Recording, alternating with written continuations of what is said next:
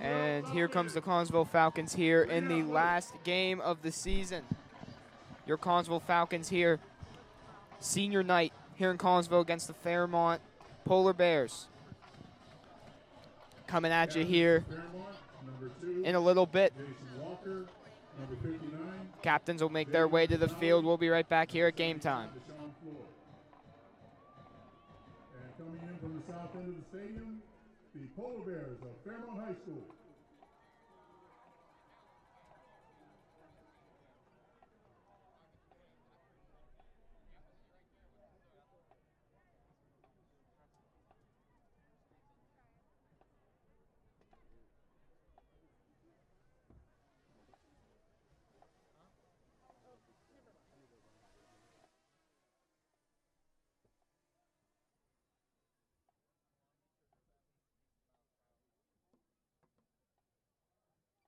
Captain for Collinsville, number 5, Caden Matthews, number 58.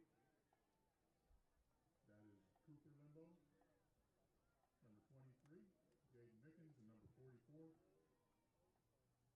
Ethan Foley. So your captains for Collinsville, as you can hear out in midfield, is Caden Matthews, Ethan Foley, Jaden Mickens, and Cooper Lembo here on senior night, all four of them being seniors. And then the Fairmont captains are out there to meet them as well.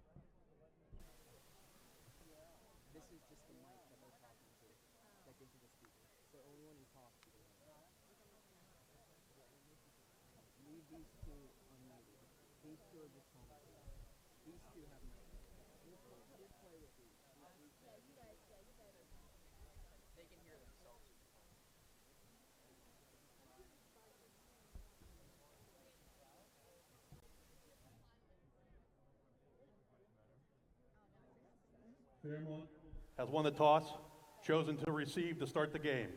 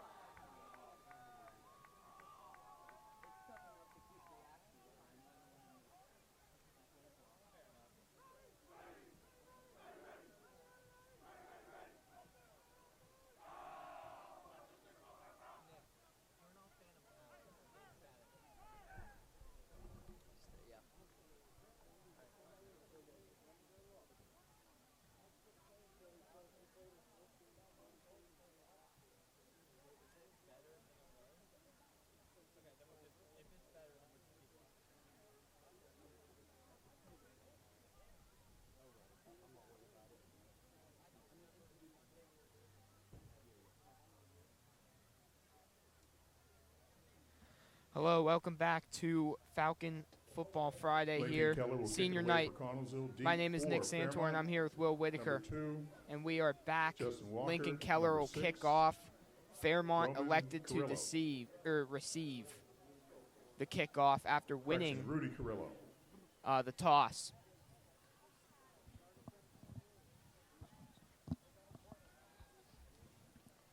So Keller to kick off here on this cold night in Connellsville, last game of the year, senior recognition.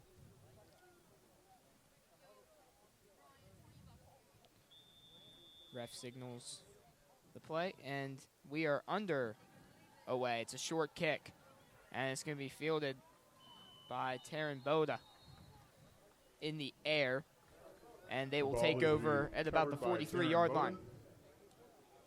So a very short kick there from Keller to start. 40. And Connellsville's defense will trot out onto the field. Been up and down all year. Last game against Uniontown, they played great. Their defense was fantastic, but earlier on in the year, struggled a little bit. See what they can do here. Boda, who caught that fair catch, will be the quarterback for Fairmont. Or he will not, my bad. He's the running back. It's a fake to the right side, down the sideline. There goes Fairmont.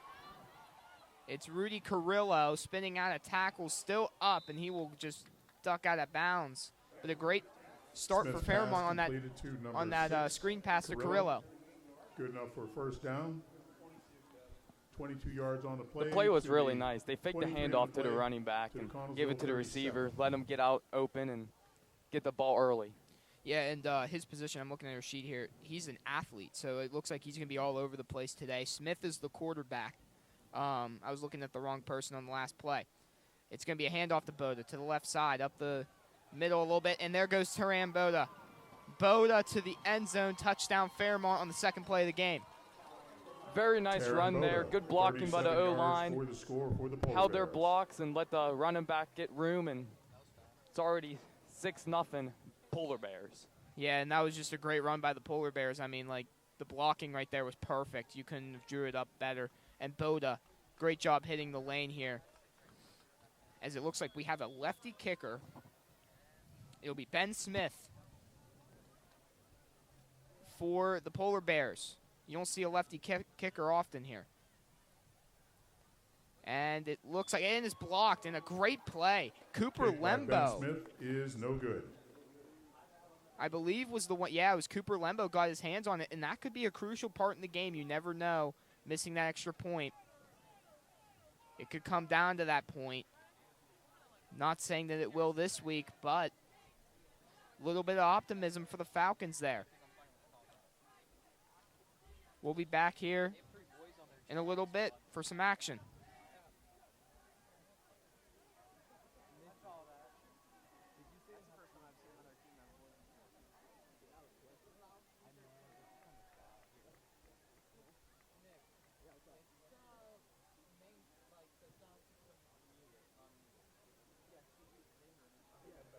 Deep to return the kick for Connellsville, Lincoln Keller and Rocco Farrell. All right, Lincoln Keller and Rocco Farrell back deep for the Falcons. Smith on the kick for Fairmont.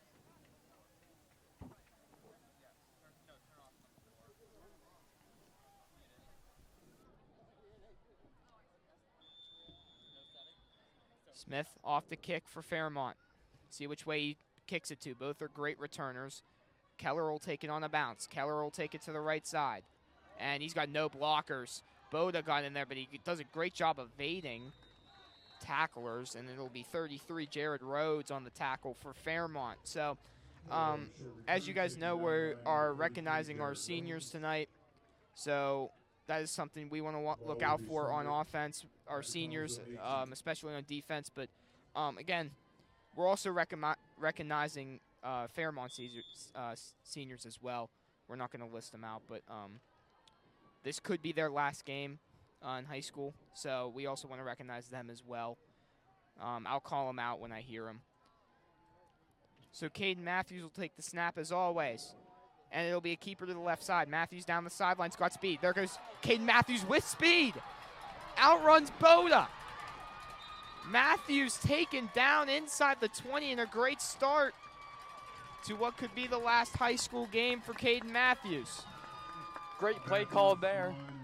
Faked the handoff, held the ball, and quarterback keeper, and got a huge gain back. Both offenses clicking here early in the game. It was just a simple read option play, and Matthews found the outside. Boda couldn't track him down. Boda, by the way, their quarterback is also a senior, or their running back is also senior. So again, something to look out for. Again, I'm going to kind of recognize them as we go through this game here. Matthews will take the snap. Mickens in the backfield. Thomas motions out right. Matthews is going to look to the right side. He's going to throw over the middle, and the pass is a nice catch for Thomas towards the first down marker, and they will move the chains for a first down. 2 plays, 2 first downs for the Falcons. Couldn't ask for a better start.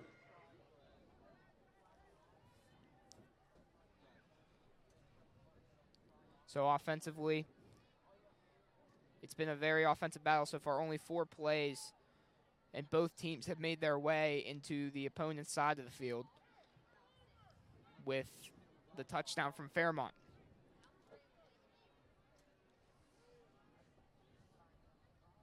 So the Falcons will line up here inside the 20-yard line in the red zone. Matthews will take the snap. It's going to be a handoff to Jaden Mickens, another one of the seniors, and he's going to push forward for probably about 5 on first down to the 14-yard line. Jaden Mickens, 4 yards on the carry. So set up a 2nd and 6 here on the 14.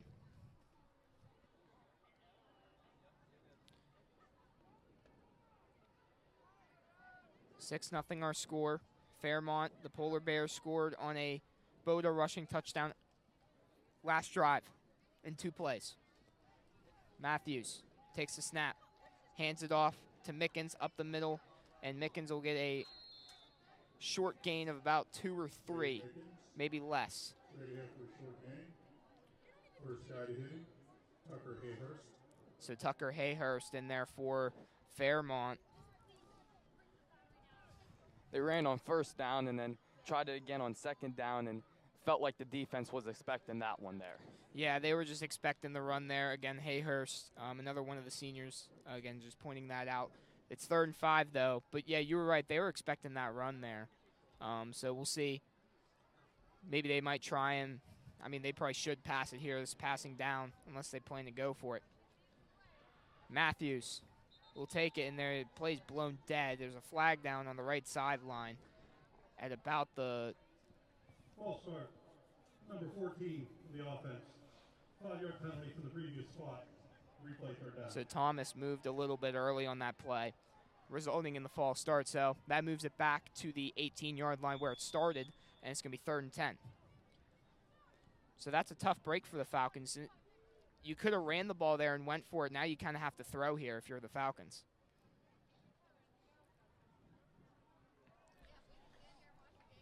Polar Bears have played good defense here in the last 2 plays. See if they can hold up here. Matthews is going to look. He's going to get it out quickly. He's going to find Lincoln Keller with speed. Lincoln Keller fighting through, and a touchdown. Just ran right through him. Lincoln Keller puts the Falcons on the board with a chance to take the lead. Great job there by Lincoln Keller, and great job by Caden Matthews. Polar Bears sent the blitz, left the receiver open, and did his job getting downfield, blowing up the hit, and getting in the touchdown. Yeah, I mean, they probably sent about 5 or 6, and then they didn't account for Keller. He went right through his defender. And now Hunter Brown on for the extra point. Another one of our seniors. We have multiple senior kickers. This one is through. And I've been saying it all year. Hunter Brown's lights out this year. 7-6. Your Falcons have a lead here. We'll be back for the next kickoff.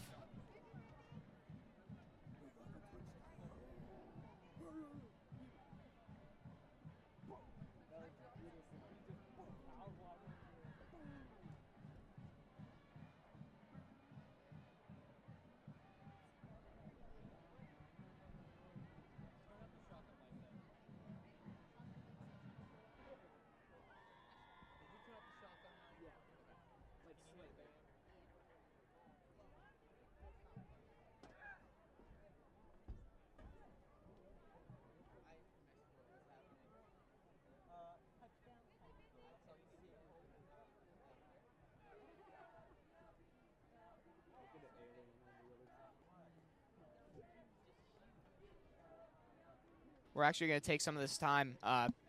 Me and Will were kind of talking about this on a little bit of a break. We're going to recognize some of these great costumes out here. We see the alien over there on the other side. Love to see it, man. I mean, I'm sure at some point we'll zoom into that because that's beautiful. And that's fantastic. And then I see a couple Steeler jerseys. I don't know. Keller will try and squib it. And the Falcons are going to try and jump on it, but I think Fairmont got there.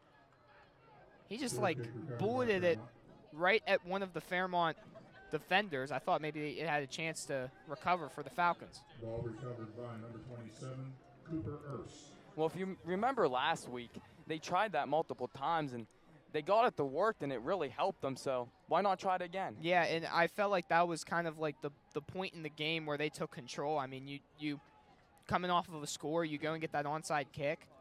Like, that's big. That's huge. So they tried to do it again. Smith, the quarterback, he will take it to the left side, and he's going to have no gain. There's multiple Falcons in there. Smith, rode out of bounds, no gain. Josh Long was one of them that kind of pushed him to the side. Rocco Farrow in there as well. Josh Long, again, being one of our seniors. So that's going to be a recurring theme tonight whenever we see him, kind of point him out. Because they have plans after high school, I'm sure. We just wish them well on those plans. I'm a senior myself, so, you know, I know how that feels. And there's a flag down at about the 34. Legal substitution. 12 men on the offense. 5-yard penalty. Replay second down. So they're going to get hit with the too many people on the field. That's going to move them back 5. It's going to set up a 2nd and 16, adding on to that one they lost on the previous play. So they've already lost 6 yards here and only have made one play to the 42. Smith, empty backfield. Claps, motions, looking. He's going to roll out to his left, and he is sacked. Connersville's fired up right now. Rogan Hollis, another senior, making a play. And it seems like they have energy tonight. You heard right there on that sack. They got hyped after that sack. Tackled by Rogan Hollis. Well, it's senior night. You got to play for the seniors. It's their last game, especially here at home. And great play right there, by the way. Yeah, Hollis, great way to get to the quarterback. But it looks like they are lively tonight, which is something to look out for. Smith looking, and then we have a flag down at the 37. So Connersville might be getting in their head a little bit. Offside, number 77 on the defense. 5-yard penalty. Replay third down. Maybe they got in their own head. Ryan Brown is going to get called on the penalty for that on the offside. So that moves them up 5 more. But after the sack, it still sets up a 3rd and 17 at the 41. This would be a big stop for Connersville. Smith will take the snap. Connersville playing a little bit back. They're going to try and throw over the middle in the pass. Big hit by Keller. It's caught, and that'll be short of the marker to gain. It's Gabe Kubaski. Gabe Kubaski, 4th down at 50. So they only got 9 on that first down play. It'll set up a 4th and 8 at the 50. This is a big play in this game. This could turn the game over early in the game, and Connersville jumped off sides. Josh Long. Offside, number 10 on the defense. 5-yard penalty, still 4th down. So Josh Long gets called with the offsides, and that's a big penalty. That makes this a manageable 4th down. And if I'm Fairmont, I'm going to try and jump them off sides again, see if they can bite again, because you know Connersville's going to try and get after the quarterback here.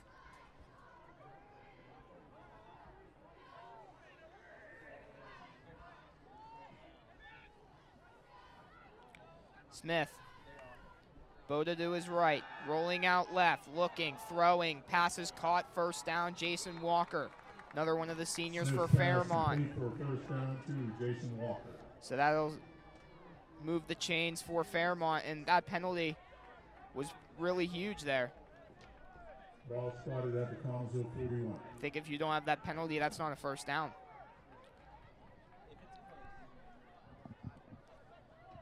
So the penalty bites Connellsville in the back. 1st and 10 on the 41. Smith looking. Here comes pressure. Heaving down the field. And there's no one in the area. Gabe Kubaski was the one closest. Mickens was the one deep for Connellsville, trying to track it down. 2nd and 10. Felt like that might have been a miscommunication there from Fairmont.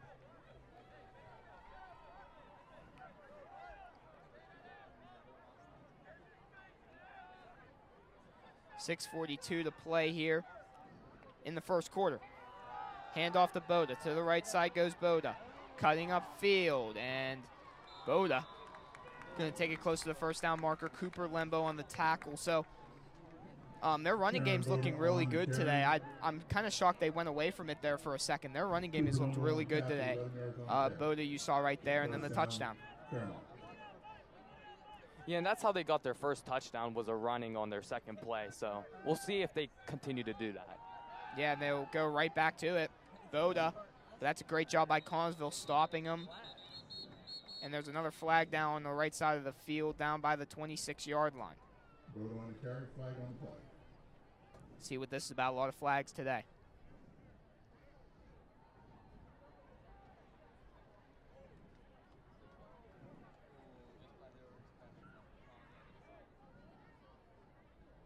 Refs discussing. See who this is on. They might get tagged. They're moving back. So I think they didn't speak. I think that's an illegal shift and then a holding.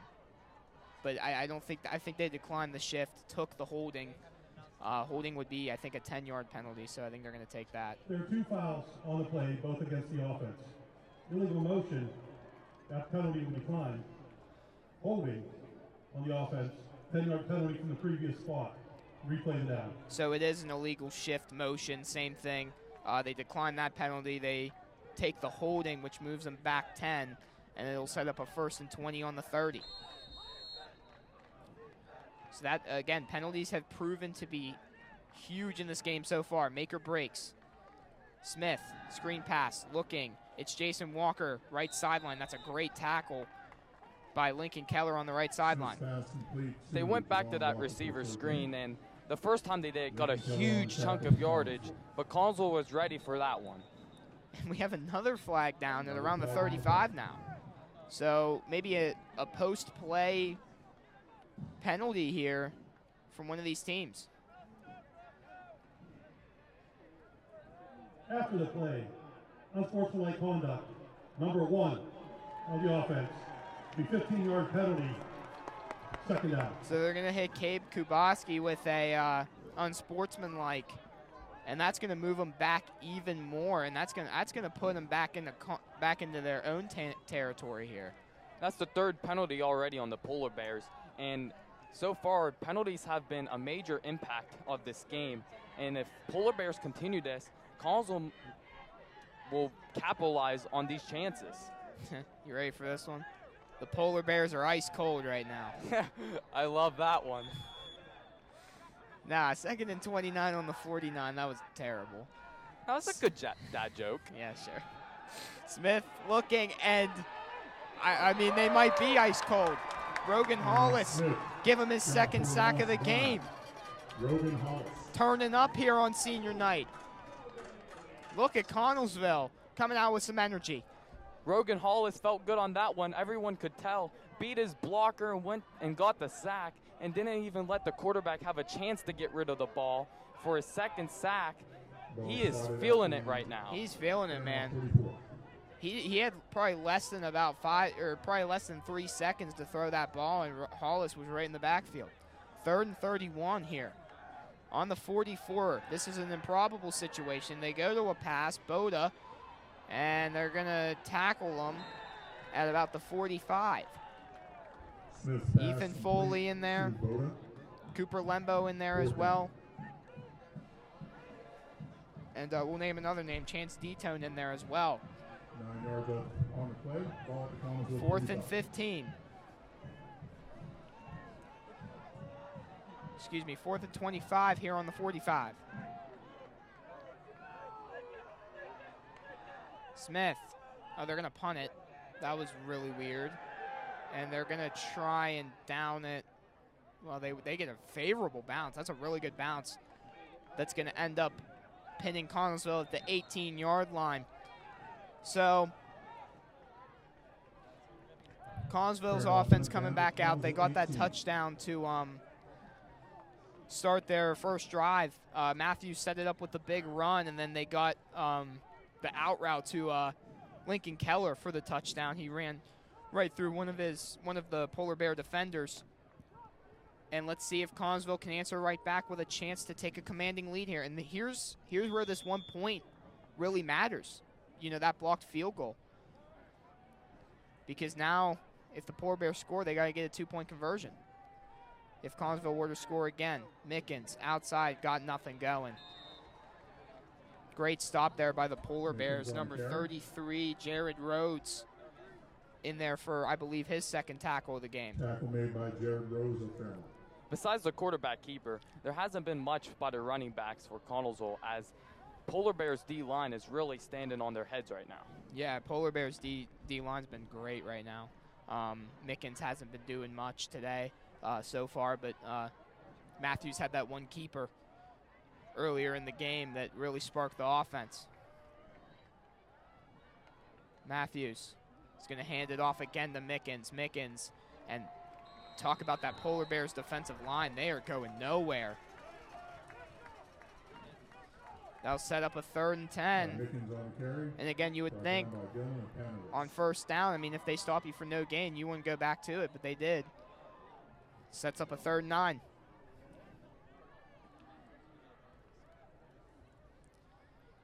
So an obvious passing down here for Connellsville. We'll have to see who they go to. They have Keller, Thomas, Parker Lembo, you see in the slot there, Gino Farrell, the inline tight end. Mickens out of the backfield could be an option too. Matthews looking right. He's going to step up in the pocket. He might run. He's going to run. Throwing off tacklers. He's fighting for the first down. Doesn't get it. Good tackle from Jason Walker, the defensive back for Fairmont. And that'll set up. Oh, he did get the first down. Wow. Thought he was short initially, but Matthews, how about that fight there to get that first down? Good job by Matthews. Felt the presence coming in, stepped up and decided to keep it, and is keeping this drive alive. And that's one of the hardest things to do as a quarterback when you've got pressure kind of coming from behind you, like in your backside. You can't see it. You got to know when to step up and go. And he did a great job there, stepping up and then fighting for the first down. As we approach 2 minutes to play here in the first quarter.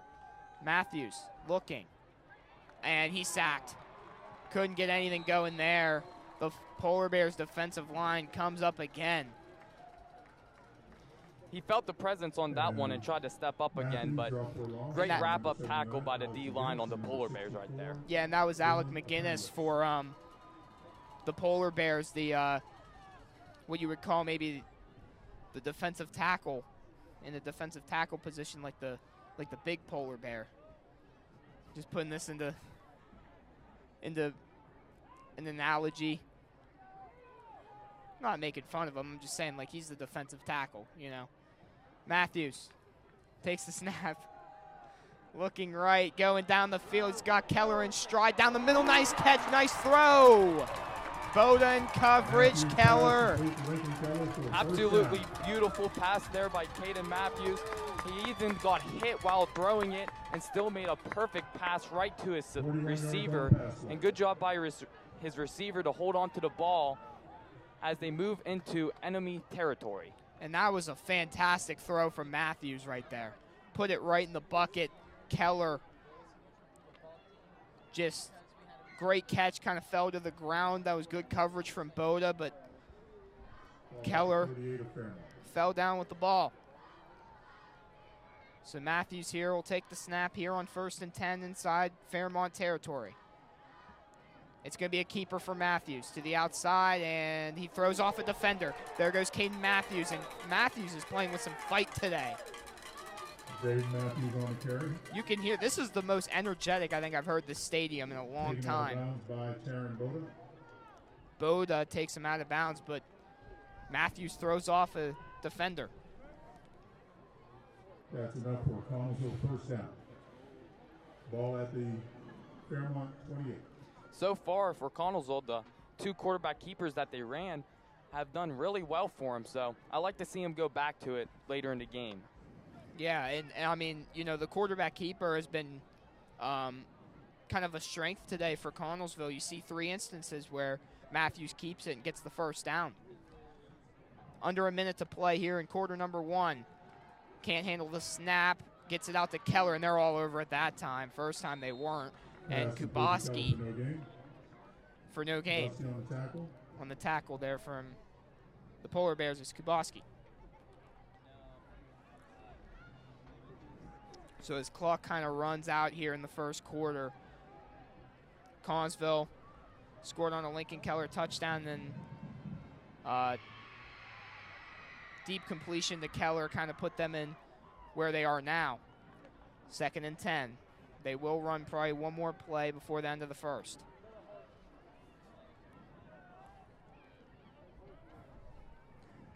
On the 28, 2nd and 10, Matthews gonna take his snap, hand off to Mickens. Mickens trying to get the outside, Mickens does, and he fumbles the football. Mickens can't pick it up, a fight, and I think Christian Thomas got on it, but maybe not. There was multiple defenders in the area. We'll have to see who has possession here. Mickens on the carry, fumble on the play, and retained by the Falcons. So the Falcons got it. Thomas got in there. I didn't see any contact. I think Mickens kind of just dropped it. Yeah, it looked like he just, I don't know exactly what happened, but he was running up. It looked like he went for a juke, and kind of the ball just slipped out of his arms. But really good job by Christian Thomas to realize what was going on and hurry back and pick up the ball to keep the Connellsville drive alive. Yeah, and we'll talk about that more when we get back here from break. End of the first, 7-6. The Falcons on top.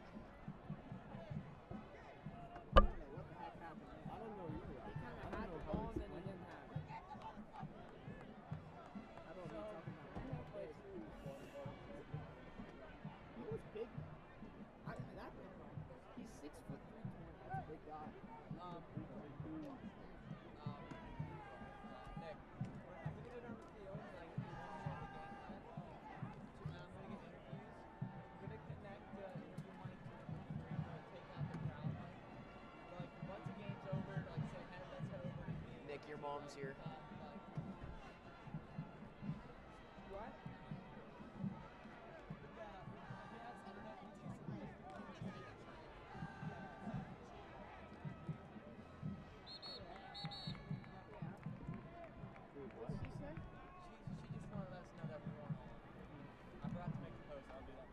Play resumes, small spotted at the Fairmont 33. All right, we are back here in the second quarter. So the Falcons retained possession after that fumble. Again, we talked about it. Didn't seem like there was any contact. Kind of just maybe dropped it. There's a flag down. They might have a free play here, but they might not. There's a sack in there. Number 26, Drew Jackson, another senior for Fairmont, got the sack, but I think it's going to come back.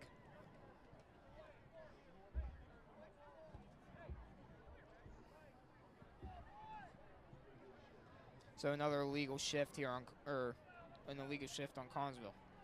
Illegal formation on the offense. That penalty's declined. 4th down. So they decline it to make it 4th down after the sack. So Matthews and Connellsville will trot back out and try a 4th and 14 here. 4th and 15.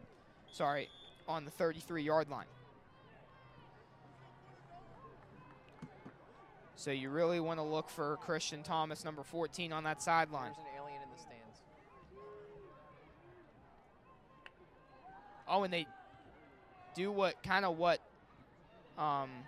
Fairmont did. And it's going to be Kubaski And a big hit. They might have got possession.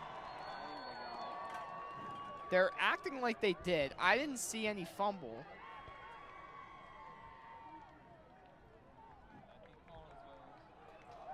Collinsville's football, wow. Quick hit, recovered by How about Jake that? Kuboski. So they kind of just came up with the football with that right there. Kuboski fumbles it. I don't know who recovered it, but Matthews trots back out. They had the ball, 1st and 10. That's a very interesting play because it looked like they were going to go for it, but then they did a small punt, and it worked out for them as they got the ball back now. Yeah, and I kind of lost the ball there in the crowd as we have a stoppage of play here by the referees. They might look at it maybe. No, they're not. They're just stopping play. Matthews trots right back out there for a 1st and 10 inside the 15. It's a toss play. Mickens.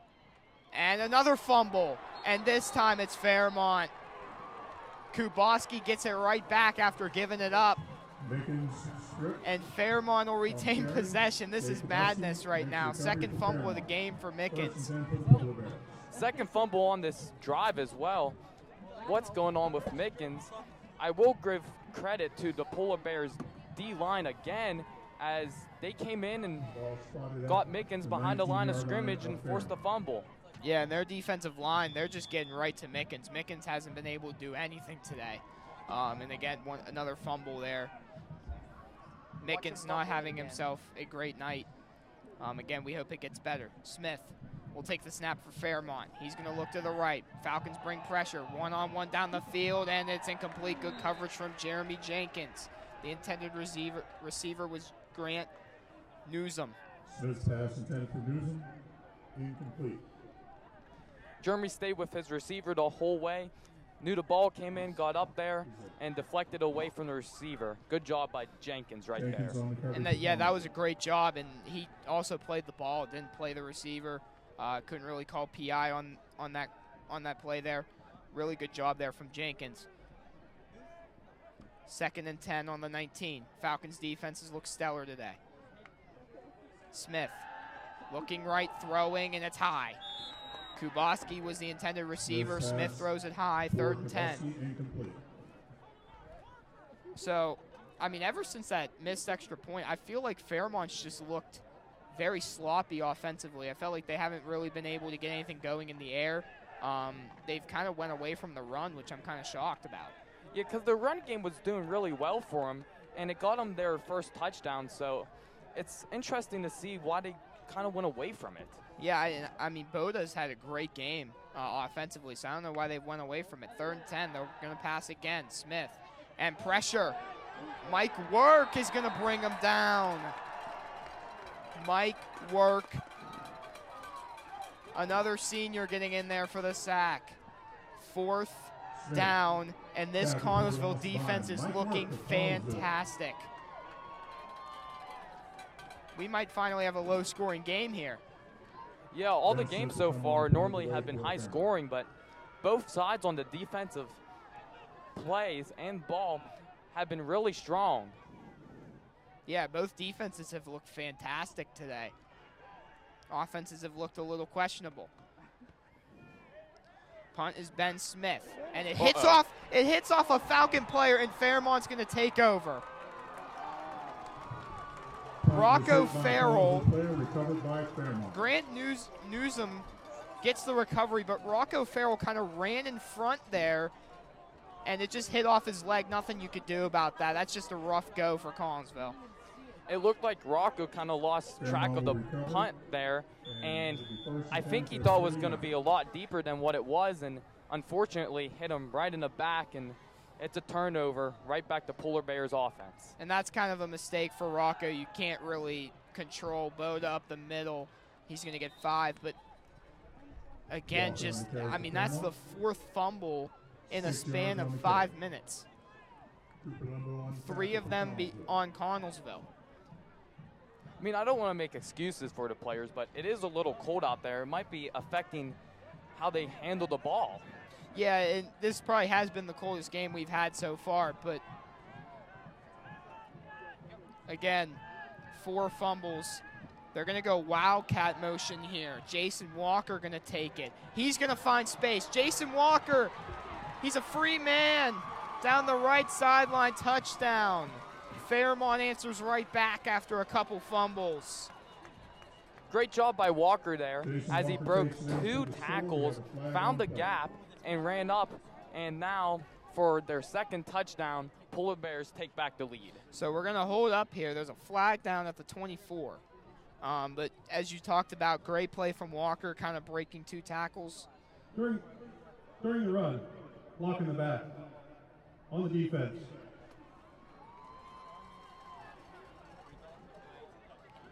So we got a little bit of confusion here. Fairmont does not seem happy.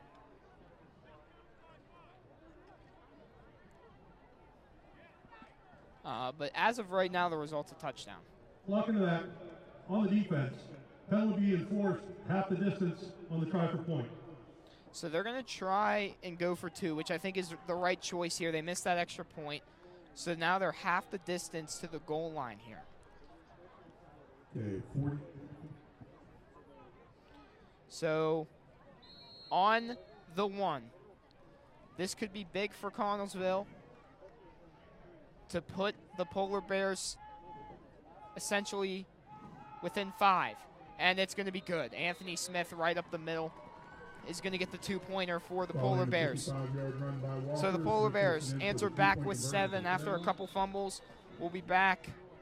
And the score is 14-7 in favor of Fairmont. Fairmont takes a 14-7 lead. And hold on, we have a injured player.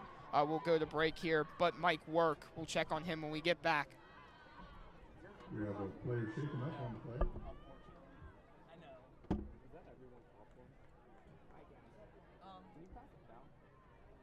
That's mine, but you can have some. Here you go.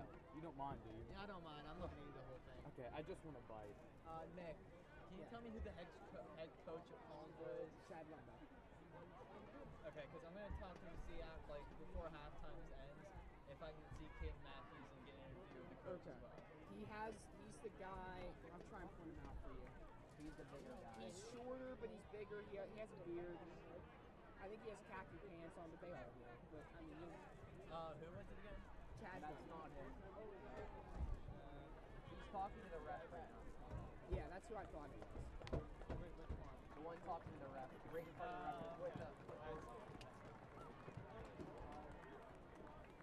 Oh, not Big Mike.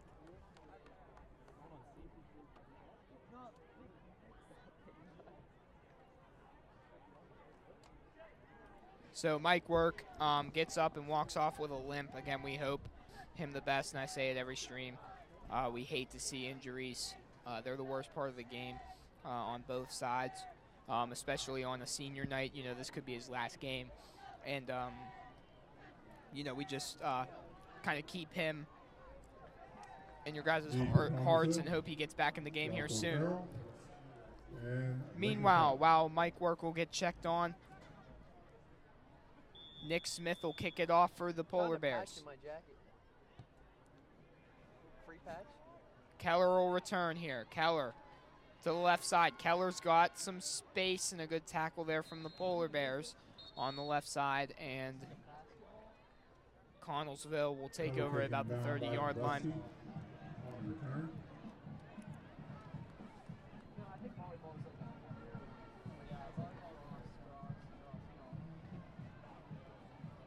So Connellsville taking over here at the 28-yard line, just gave up a touchdown to the Polar Bears, looking to answer right back. And we talked about this could be a defensive game, but, I mean, still, this is a pretty offensive game nonetheless. Matthews will take the snap here. He's going to look left. He's going to throw left. Thomas, incomplete. Good coverage by Jason Walker, one of the seniors on that Fairmont defense. Thomas, incomplete coverage by Jason Walker. And that'll set up a 2nd and 10 at the 27. Yeah, good job there by Walker. Stayed with his receiver and got his hand in there to deflect the ball for an incomplete pass.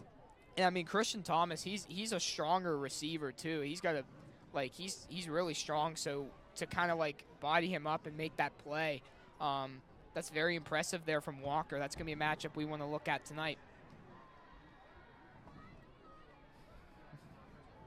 Thomas on your forward right side now. Matthews going to look his way.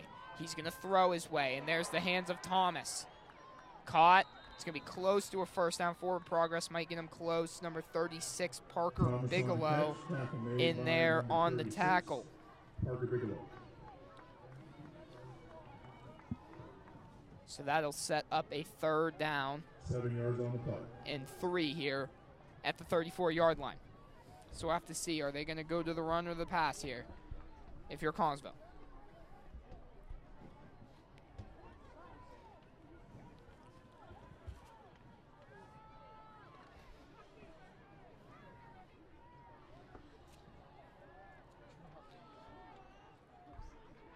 Here we go, 3rd and 4.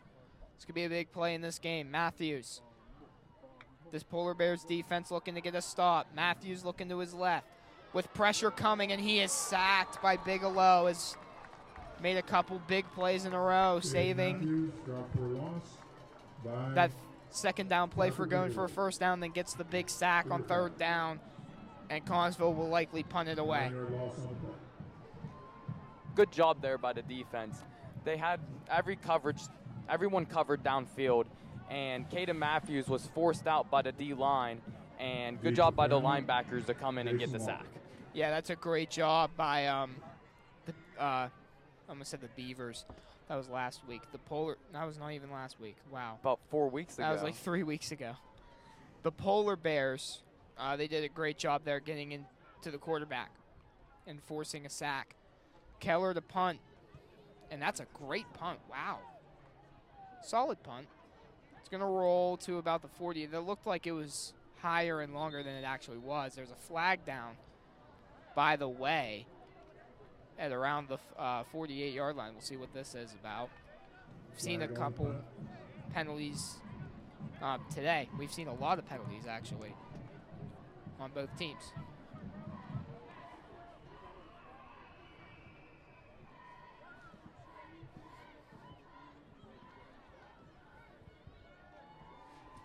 Refs talking about it in midfield, but we've seen a couple post-snap penalties as well. One on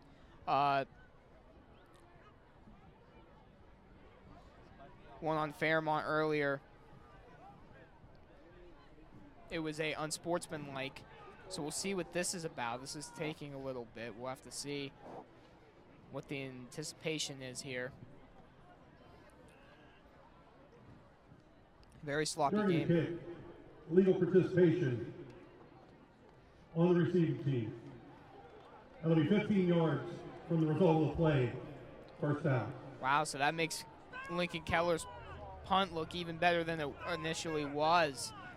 They're going to be down at the 25. I'm going to assume that one of the players that was not in the game stepped out onto the field, and that's going to cost him 15. Coach was not happy for Fairmont.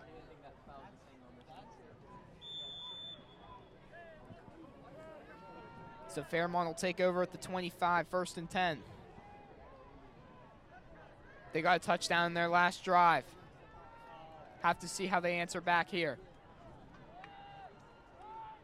And it's going to be a reverse play to Rudy Carrillo. Carrillo to the outside's got speed. Carrillo looking to outrun and a good tackle. Could have saved a huge play from Ethan Foley. Good enough for Polar Bear first down. Tackle made by Ethan Foley. That could have been a touchdown-saving tackle right there from Foley. Yeah, and there was a lot of open room after him. So great way to get over there and make the tackle. And I know it wasn't easy because the running back for Polar Bears, he had speed coming off the edge. Yeah, Carrillo, he got in motion, so he already has momentum. And you know, a guy like Ethan Foley, he's coming from a standstill. That's a great tackle. Smith, Boda to the right side. And he's going to get a good gain on first down, probably close to 7 yards. Set up a 2nd and 3. Boda on the carry for Fairmont. Keller in on the tackle. Excuse me, got 8 on first down. Set up a 2nd down and 2. So the run game looking really good now for the Polar Bears. 2 straight runs where it's got them healthy yardage. So we'll have to see how they carry this momentum through the game.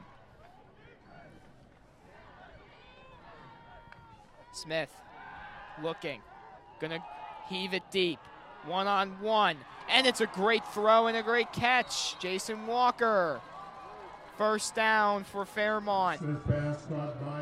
Camden Anderson, the freshman, in coverage, and it was great coverage, but it was a great throw from Smith to Walker. And great job by Walker. I mean, you had to beat your DB, and then there was safety help over there, and he went right between the two and came down with the ball, so good job right there. Yeah, and he kind of just found the leverage, and that was a great job by Smith, putting it right in between the safety, like you said, and Anderson, the corner. And it's going to be a handoff. Collinsville looks like they're all over it. Boda did probably get a couple there on first down, though. So now the Polar Bears looked like they were kind of losing momentum there. They get it back after the touchdown, and they're back inside the red zone here at the 13.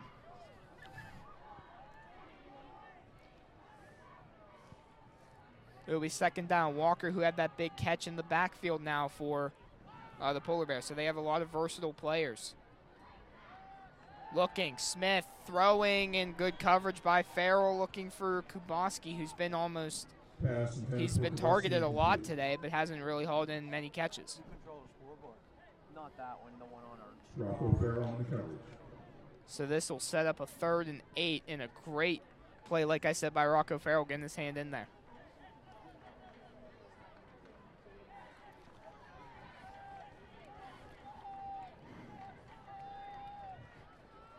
I mean, I'm looking around right now, and I see people in T-shirts. It's insane. There's a flag down, another flag. This is like real Offside. football. Number 55, defense. 5-yard penalty. Still third down. So it'll be Chance D-Tone on the offside, so that's going to give the Polar Bears 5 yards and set up a 3rd and 3. But what I was talking about, this is like prime football right here. Like penalties, cold, running the football like we see here, Walker, but that's a great play from Connellsville. Josh Long gets in there on the backfield, and that'll set up a 4th down. We'll see what the Polar Bears want to do here. They're close enough they could maybe attempt a field goal. Great job there by Connellsville's defense. They read the run coming and got in there and blew it up instantly. Yeah, that was a great job from Long in there to shed his offensive lineman and then get in there for the loss of yardage. 4th and 6. They lost 3 on that 3rd down play.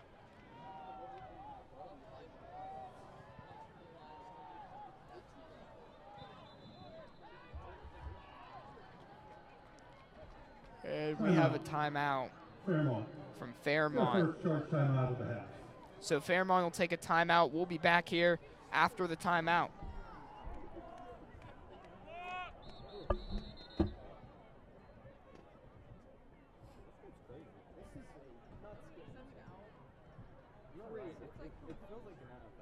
It does. It's like cold, fumbles, penalties, running the football. Good and bad. Good and bad defense. Please reset the game clock to 5 minutes, 21 seconds. What? Yeah, we know that. Yeah, we know. Thank you, though. Not our fault. Yeah, it's not. Cheap stadium. Cheap stadium. That's Mr. Ghost for you. Yeah, there you go.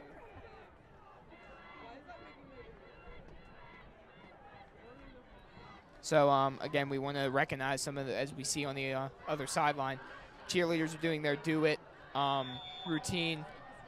We want to recognize the senior cheerleaders as well. They're doing a great job over there, so we want to recognize them as well. Smith looking over the middle, passes incomplete.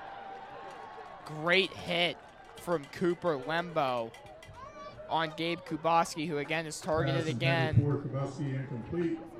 But yeah, it's incomplete. But again, we want to recognize all those senior cheerleaders, like we said.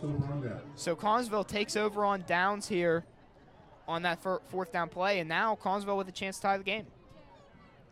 Yeah, it's interesting there that the Polar Bears didn't just take the 3 points. I mean, you're already up by a touchdown. You're not desperate for a touchdown.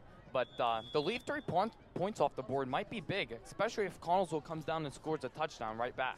Yeah, that was a little shocking to me. I thought maybe they would attempt a field goal. They were close enough where they maybe could have done it, but That's just a great job by Connellsville, their pass defense. It's going to be an option to the left, a little speed option play, and that's a great job by Fairmont. I'm going to see if I can get the number here. I believe that was 3, Taryn Boda on the tackle for Fairmont, and that's going to go for a loss on first down. The Polar Bears defense, and especially their D-line, I mean, I've been calling their number all night so far, and they're really reading those runs and getting to the quarterback. So good job there, and we'll have to see if Connellsville O-line can figure something out to help out their quarterback and their running back to make some bigger plays here. Yeah, and I mean, I talked about, earlier, this just seems like old-fashioned football. Both defenses have looked really good today, especially the Polar Bears run defense. They've looked really good. Matthews going to look to pass here. He's going to throw. He's got a wide-open receiver, but he missed him. I thought he was throwing to Rocco Farrell. He threw to Keller, but I'm not the only one, I don't think, that saw Rocco Farrell all alone down the left sideline. Yeah, it felt like he kind of rushed that pass there. Yeah, if he would have maybe waited a couple seconds, he would have had Rocco Farrell probably for a touchdown. So now it's 3rd and 8. Still good yardage there on 2nd down, though. And that was probably one of those plays that's like, get it out quick, get some yards. They probably weren't looking down the field.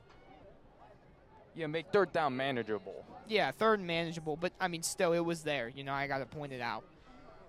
3rd and 8 on the 14 here.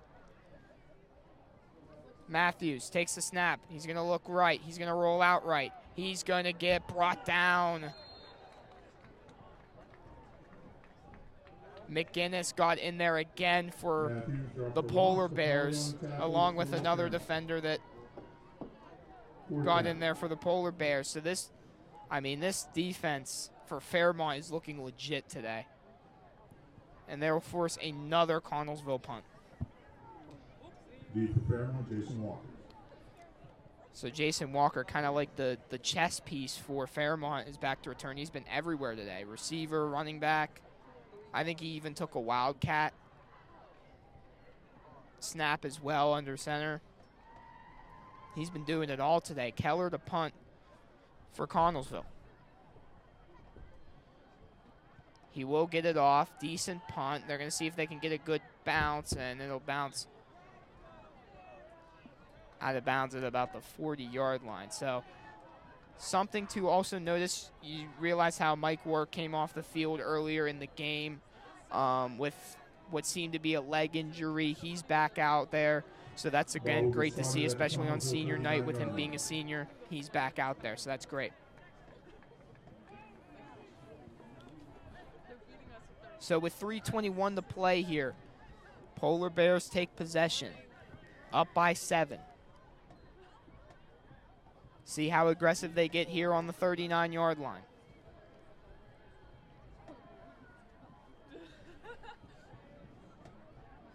Smith to take the snap for the Polar Bears. He's got a man in motion. He's going to give it to the man in motion, Rudy Carrillo. And there's a good tackle there from Jaden Mickens. Going to set up a 2nd and short.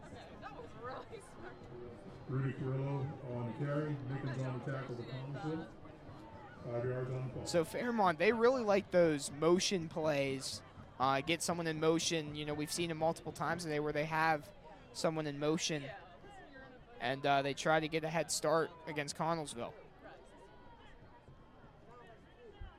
Boda, the running back. Smith, it's going to be a handoff to Boda. Boda's got space to the outside. Good block there by one Kuboski, and a great tackle by Jaden Mickens. But I do want to highlight that's a great run from Boda to set him up inside the 5. Mickens on the tackle for the Falcons. Yeah, we had multiple good plays there. I mean, great blocking by Polar Bears, and good job by their running back to find a lane, and good job by Connellsville's defense, their last guy, to make a touchdown-saving tackle. Yeah, and that was Mickens on that tackle, and then Kuboski, we saw that block down here on the left side. That was a really good block to get extra yardage. I said inside the 5. They're actually inside the 10, excuse me. They're at the 10-yard line, 1st and goal. 2:40 to play. But the Polar Bears gaining momentum in this ball game. Started out a little shaky for them, but they've been getting better here as the game goes on. Rolling out left, looking right. And he's going to just throw it in the vicinity. Mickens was there. They're going to probably... That might be intentional grounding, but I think there was a receiver in the area. That was a questionable one, though. Collinsville amped up the pressure there on first down. Yeah, it seems like Collinsville's pressure has been getting to their quarterback, and it's been working. So I like to see him go back to that and continue to put more pressure on their quarterback. Yeah, and you saw right there when they put pressure on the quarterback, good things happen. You saw the incompletion. He looked a little flustered there, so we'll have to see if they keep doing that. Smith is going to look. It's a screen pass. Kuboski, and he slips, and they're going to call him down. Keller was there for the tackle, but I think he was down before the tackle, and that'll set up a third down. That's the third time Fairmont has went to the screen pass. First time it worked really well. Second time it got a couple yards, and this time didn't get any. And I know he slipped, but there's a bunch of Collinsville defenders over there, so good job by Collinsville to read that one. Yeah, and even if he didn't really slip there, I think that still would have been probably a modest gain. Probably would have been maybe 1 or 2. As we trickle underneath 2 minutes to play here. 3rd and 12 on the 12. Smith looking. Open receiver. He's going to slide short. He had the touchdown. It was Boda, but he fell a little bit short. Smith's pass complete to Taryn Boda. So Taryn Boda had a touchdown but couldn't stay up. That's the second time we've seen someone slip. And this is a big 4th down here for the Falcons. See if they can get a stop here. Polar Bears kind of rush to the line a little bit. They catch him offside. Josh Long, the guilty party as well. That's the second time he's jumped off. Number 10 in the defense. Half the distance, still 4th down. So they go half the distance to the 1 yard line. So it'll be 4th and goal on the 1. This is where you get the big guys in there to try and stop the run.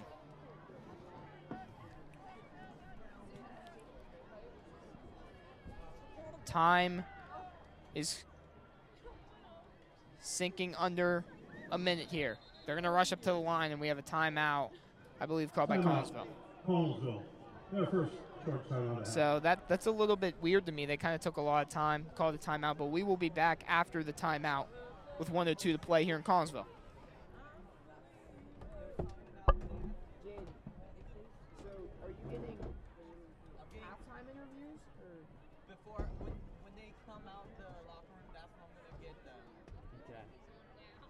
Before the end of the game.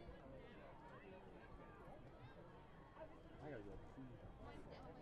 Before the end of the game? Yeah, I'm gonna go down. I'm gonna try to get the coach while I get So who's going? Just bring it. We could. No, the band. Just keep it on the table. Here we go. Yeah. Are we just gonna like cut to you? Am I just gonna be like, oh, we're cutting to James for post-game interviews? Yeah. But who is recording? You'll zoom into me. Where will you be? Probably right near the goal. Okay. Well, it only seems that. All right, big play here. 1:02 to play in the first half. 4th and 2. They might have moved it back a yard to the 2. Smith looking. He went under center early. They're going to hand it to Boda. Boda up the middle, touchdown. Polar Bears. So the Polar Bears strike back with 15 unanswered pending the extra point to take the lead here with a minute to play in the first half. And that's the second rushing touchdown we've seen by the Polar Bears. The first one was a quarterback keeper. Well, actually 3, because the first touchdown was a run by their running back who just got a second one. So their run offense in the red zone is really working for them. Yeah, so Boda, that was his second of the game as the point after is good. And then the one from Walker in the Wildcat. So minute to play in the half. We'll be right back here in a couple seconds.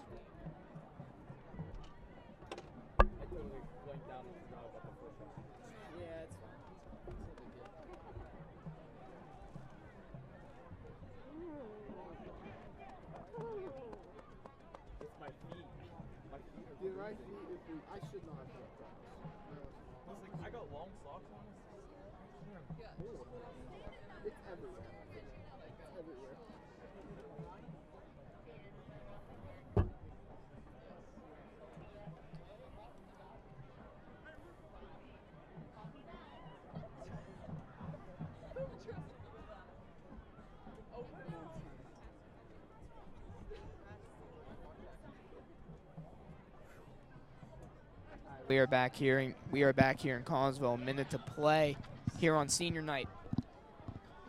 In the first half, 21-7, Fairmont. Collinsville still in this ball game. It's anyone's game still. As Collinsville retains possession in the second half, they're going to kind of let this one go, field it up on a hop, and Farrell will kind of fall on it at around 23. So if you're Collinsville, you're obviously going to probably try and get points here, because if you get a touchdown here, with about just under a minute to play, you could get the ball and then tie this game up. Yeah, and they got 2 timeouts left, so it's not like they have to throw to the sideline and get out. Like, they can burn 1 or 2 if they need to. Yeah, they have 2 timeouts left, so you ideally probably want to keep one of those to kind of towards the end of the first half, maybe take one after a deep completion here. We'll have to see how they want to do it. Matthews, obviously going to throw. He's going to go deep. Down the field, he's got his man, Christian Thomas, and it's great coverage by Walker.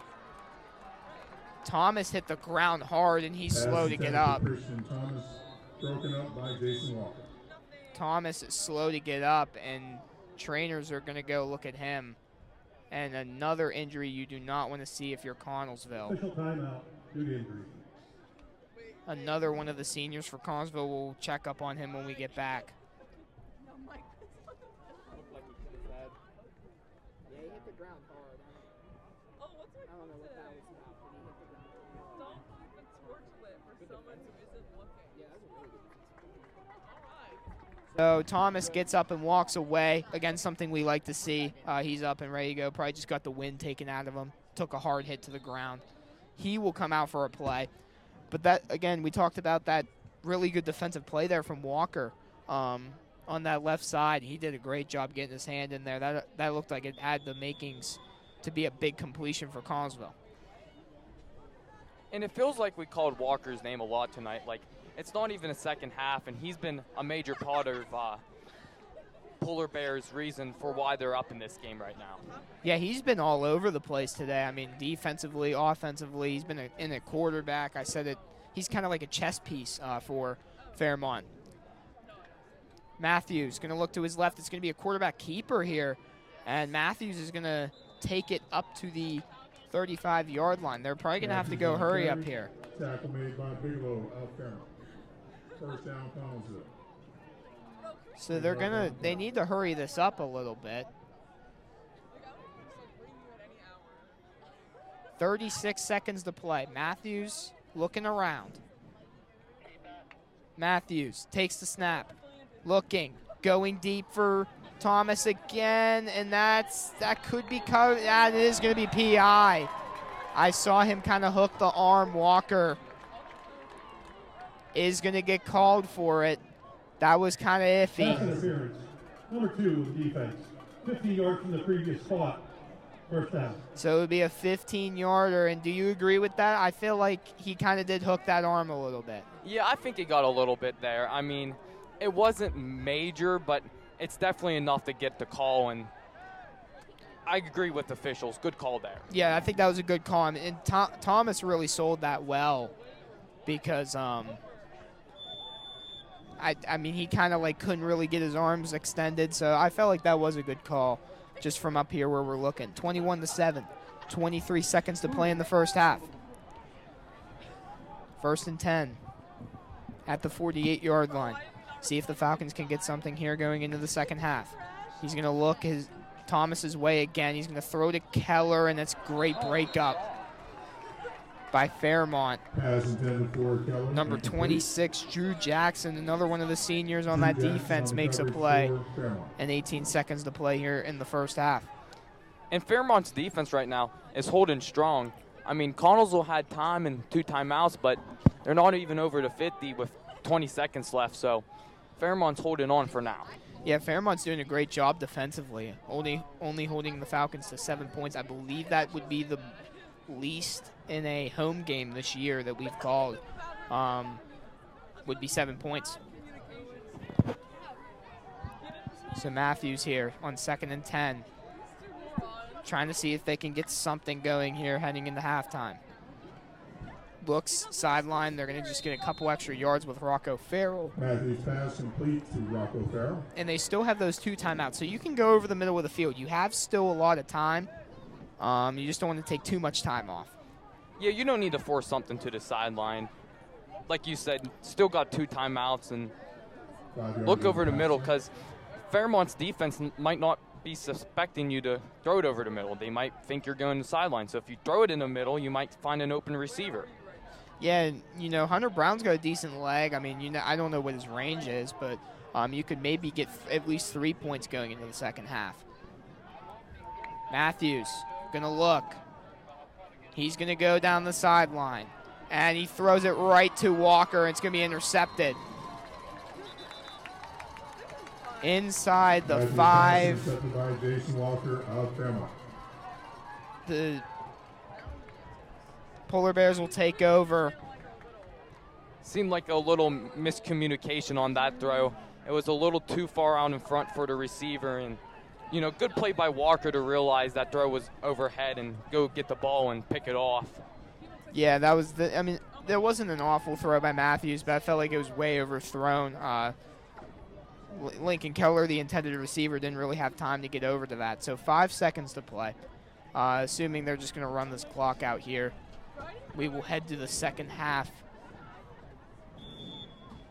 And they are going to kneel it. And that'll take us to the second half of Collinsville football on senior night, 21-7. Make sure to stay for the halftime show. As always, the band is coming out to play, so make sure you tune in for that. We got some seniors on the band, too. We also want to kind of recognize. We'll be back in 20 minutes here in Connellsville, 21-7. Realize how much passion he has for the sport of marching band. It has been inspiring to see Mr. Schultz's passion for music expressed in the He is a fellow Berry taxpayer. And advice Aaron would like to give for his younger band members is not to give up even though it's hard sometimes, because the memories in the end will be worth it. Aaron would like to thank the director, staff, and band producers for making his last 4 years of memorable and always supporting their efforts. We'd also like to thank his parents for their love and support after graduation to attend Penn State. And now we'd like to recognize the Connellsville Area High School's Mighty Falcon Marching Band seniors. Just keep that on.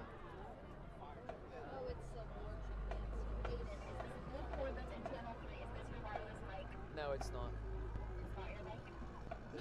He's not even going to answer.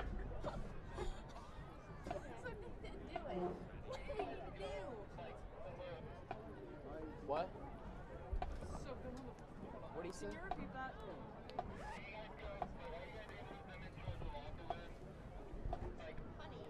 Ask him what mic he has, or if he has a mic. Ask him, do you have a mic? Do you have a mic? We could have Nikki give it to you. Or not. I gotta get a receiver too. Okay, but I don't understand. Where's the other bag? There's another bag like this. Where's it at? There's one exactly like this. It might be in a bag. Brianna Falzo. Brianna is a 4-year member of our marching band, playing the mellophone and drums. She is being escorted by her grandparents, Kevin and Kathy Neighbors, and her aunt and uncle, Kenzie and Jake Whitman. Outside of school, Brianna is employed by Gary Taylor Carlson. Her favorite marching band memory is when she and the other band members counted and made a tally chart of how many times our marching band director, Miss Hall, shushed them. It was 204 times. I don't know where he's at. Mystery of Bravado is Brianna's favorite halftime song, and her favorite song too is Bad Roads. Marching band has taught Brianna that putting in the effort pays off. She will miss everyone involved with the marching band, especially the band friends. The advice she would give our younger band members is no matter how hard it gets, it's all worth it when you step out on the field. Brianna wants to thank her aunt, uncle, Graham, and Pat for always being by her side and pushing her to be the best possible version of herself. After graduation, Brianna plans on entering the workforce full time and is excited about everything. Yeah, I'm plug number 3. Congratulations, Brianna. I'm plug number 4. The mic? The sound. They're talking for the man. Abby Fry. Abby Fry is a 5-year member of our marching band, playing the snare drum.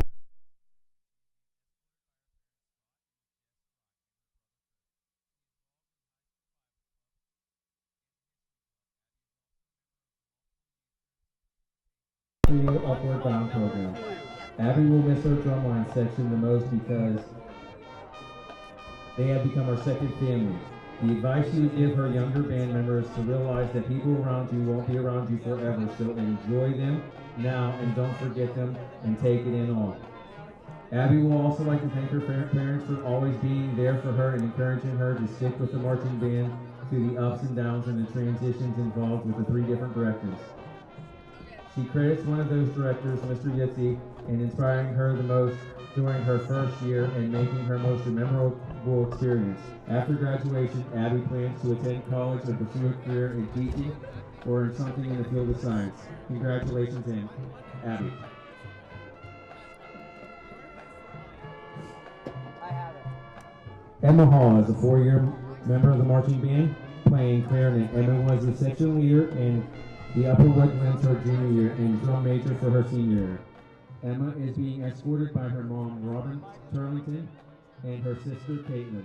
In addition to the marching band, Emma is a member of the National Honor Society, Student Council, Penn State 4.0 Club, Recycling Club, Prom Committee, and she has written for the high school newspaper. She has participated in the Fay West Honors Band, indoor percussion, the high school musicals, in both the pit, orchestra, and stage crew, and is in the cast for her senior play. Emma's favorite marching band memory took place during the Tennessee band trip when she was taking a shower and accidentally flooded her hotel room, causing her roommates Cameron to call it an indoor slip and slide. Emma's favorite halftime show is Believe because of the dancing visuals choreographed by Mr. Schultz, and her favorite stand tune is Hot to Go. If Emma could pick a new stand tune, it would have been chosen to play Hot Dog from the Mickey Mouse Club. Marching band has taught Emma the responsibilities of leadership and the importance to venture out of your comfort zone. Things that Emma will miss most is the friendships that she's made in marching.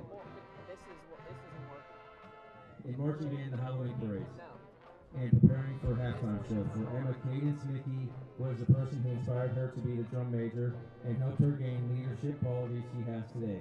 The advice that she would give the younger band members is to stick it out because you look back and be glad you did. Emma would like to thank her parents for making everything happen behind the scenes, and Mr. Schultz, Mr. Domina, and Mrs. Hall for being devoted their time, love, and patience to all the band kids. After graduation, Emma plans to earn a bachelor's degree in biology and attend medical school and pursue a career in dermatology. Congratulations, Emma. Dang it! Why didn't that work? Are we sure the battery is not dead? Like, No, dead battery? they're all full. Natalie Mangus. Natalie is a 5-year member of our marching band, taking on the role of section leader of the Upper Woodlands for her senior year. She's being escorted by her mom, Jody Mangus, and her father, Mike Mangus. When taking the field, Natalie plays the clarinet. She also plays tenor sax and piano in her spare time. Natalie is involved in the newspaper club, jazz band, student council, National Honor Society, history club, gaming club, Penn State 4.0 club, the high school musical, and in the senior class club. She is also a member of the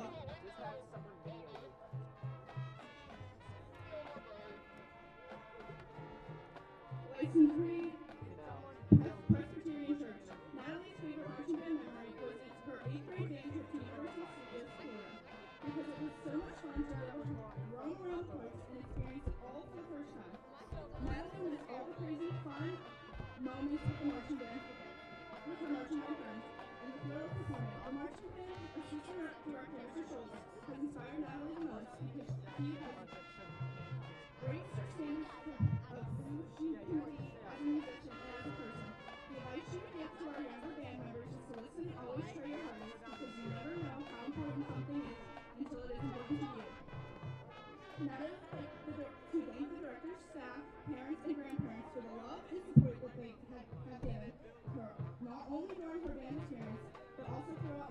school journey. After graduation, Natalie plans to attend West Virginia University to pursue a career in dentistry with the goal of becoming an orthodontist.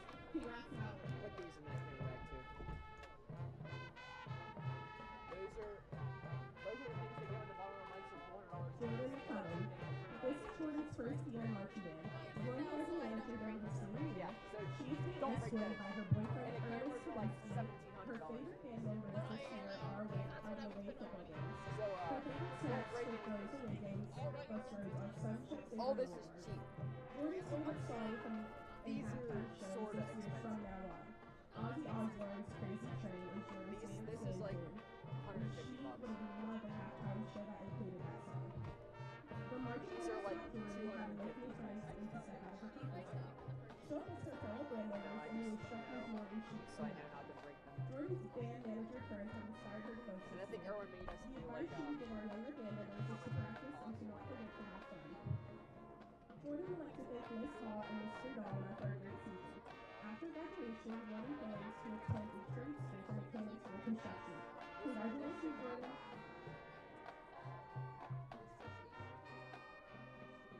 Aaron Michaels. Aaron Michaels is a four-year member of our marching band and plays the bari sax. Aaron is being escorted by his parents, Paul and Julie Michaels. In addition to marching band, Aaron is a member of symphonic band and high school musical, chamber ensemble, National Honor Society, Pennsylvania Junior Academy of Science, the swim team, and the opera club. Aaron's favorite band memory is the pine of his former section leader, Jake and Faith, in the face, and receiving his senior letter from his best friend Wilson, and listening to Mr. Schultz's bedtime stories on the away games bus ride home, hanging and playing with his low brass section, and Aaron will miss the most. Marching band has helped Aaron realize how much passion he has for the sport of marching band. It has been inspiring to see Mr. Schultz's passion for music, especially since he is a fellow bari sax player. Advice Aaron would like to give for his younger band members is not to give up even though it's hard sometimes, because the memories in the end will be worth it. Aaron would like to thank the directors, staff, and band boosters for making his last 4 years so memorable and always supporting their efforts. He'd also like to thank his parents for their love and support after graduation. Aaron plans to attend Penn State University, College of Meteorology and Atmospheric Sciences. Congratulations, Aaron. It's a basketball. Yeah, looks it. I'll just say it's a golf. Cameron Nicky. Cameron is a 3-year member of our marching band. She was a manager for 2 years and is playing the clarinet for her senior year. Cameron is being escorted by her dad, Fred Nicky, mom, Christina Saunders, and stepfather, Christopher Saunders. In addition to marching band, she's been a part of the History Club for 4 years and prom committee for 3 years. Cameron is the president of the prom committee for her senior year and has previously served as their co-secretary.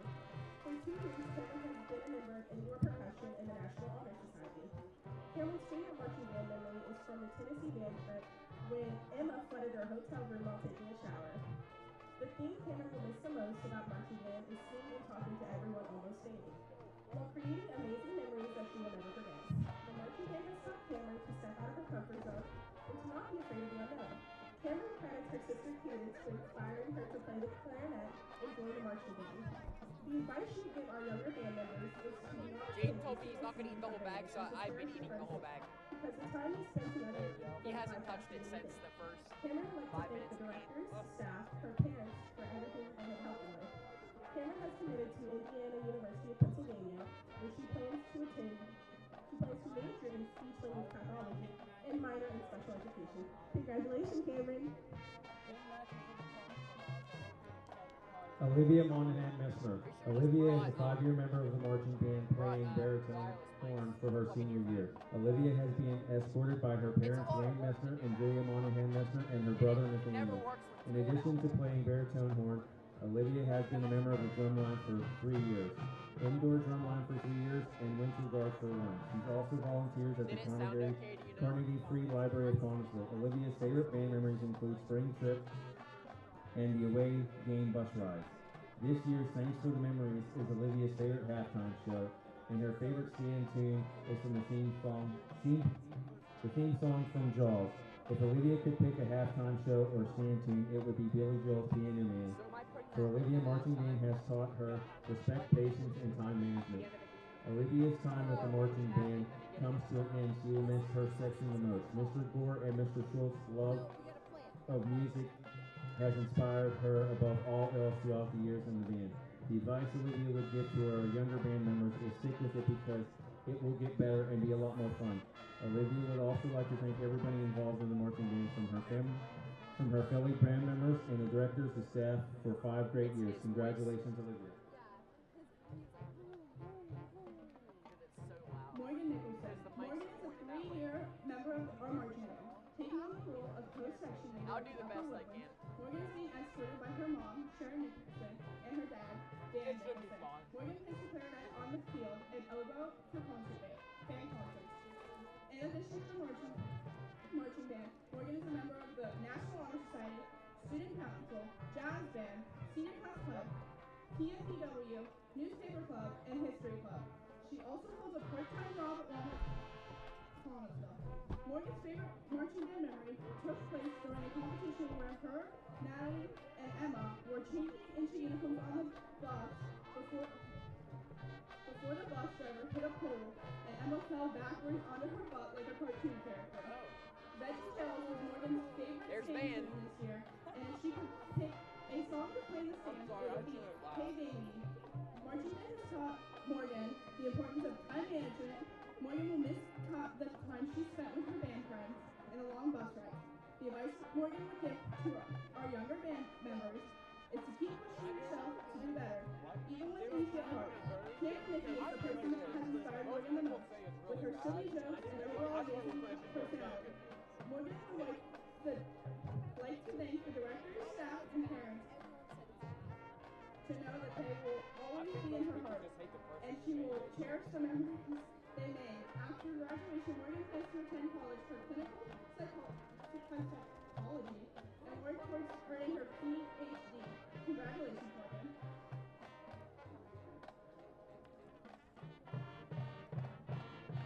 Julia Pataki. Julia is a 2-year member of our marching band, taking the field with other section.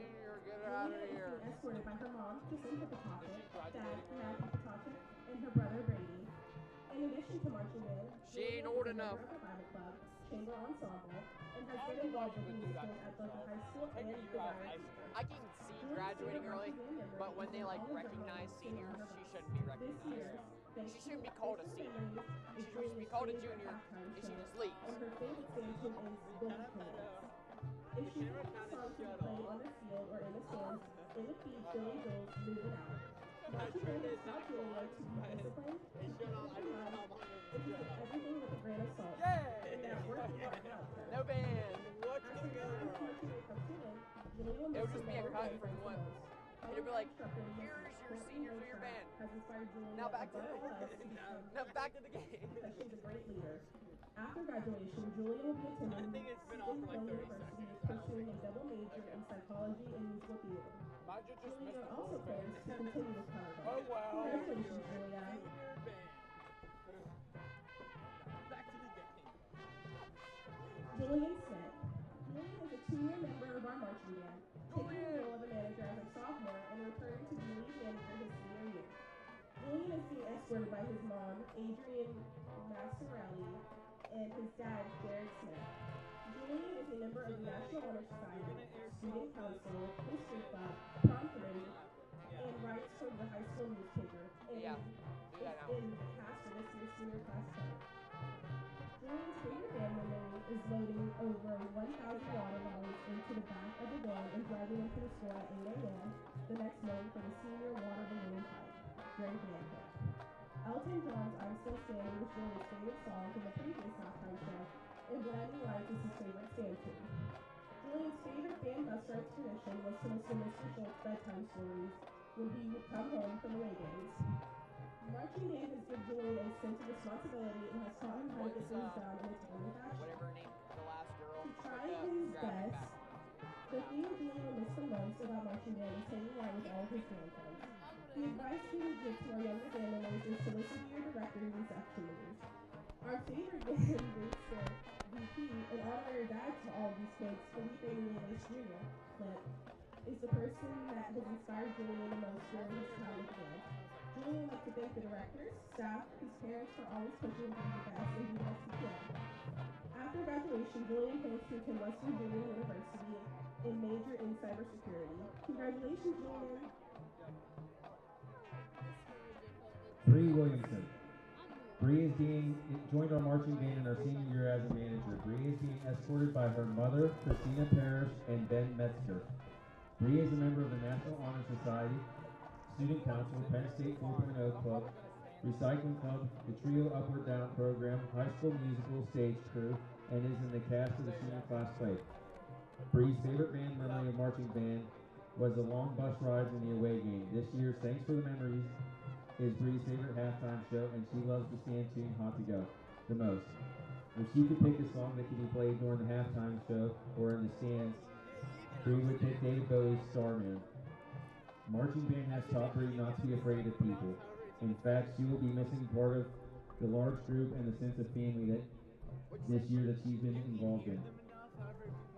Drum major Emma Hall has inspired her the most because she is very straightforward, hardworking, and talented. The advice she would give the younger band members is to keep working hard and not to be afraid to look for help and advice from others. Bree would like to thank the director, staff, and fellow band members for giving her a whole new family. She is so grateful she joined.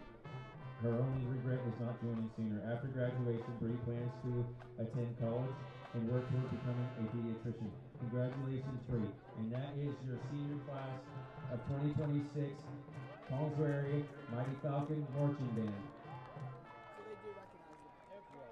Please stay after the game and watch them perform their final halftime show of the season. Thank you, seniors. I'm sorry. You're not like last time. No.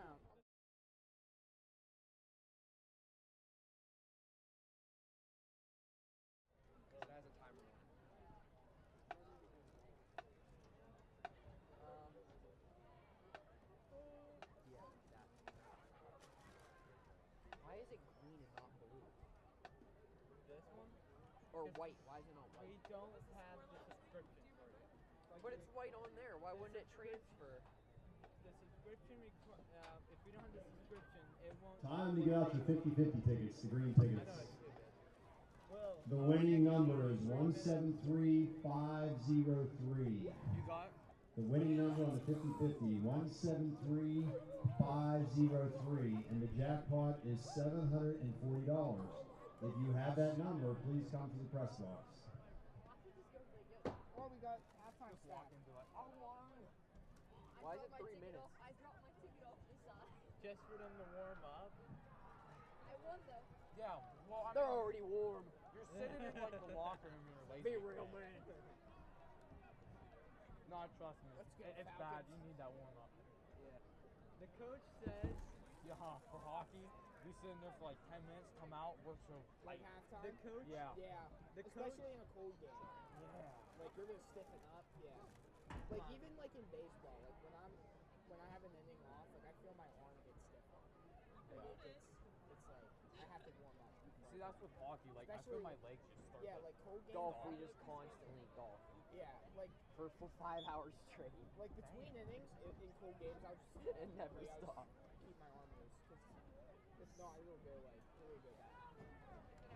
So the one thing the coach said about the defense is that they have to stop getting penalties. The penalties are hurting them.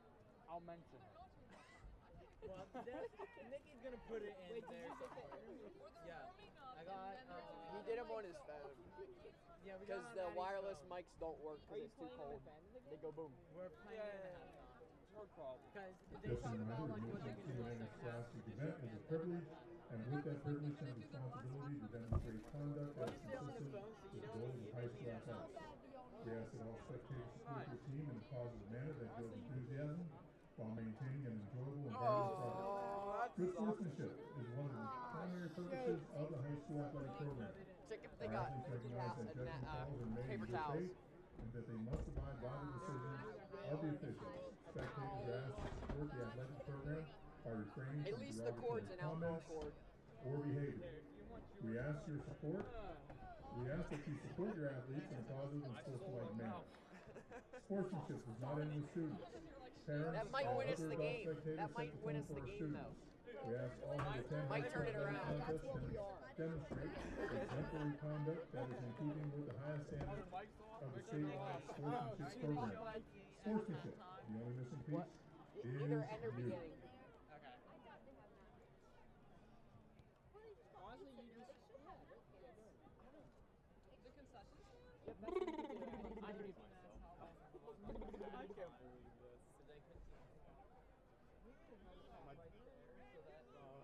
beginning. I wasn't paying attention. And my arm went like this off the table and knocked it over.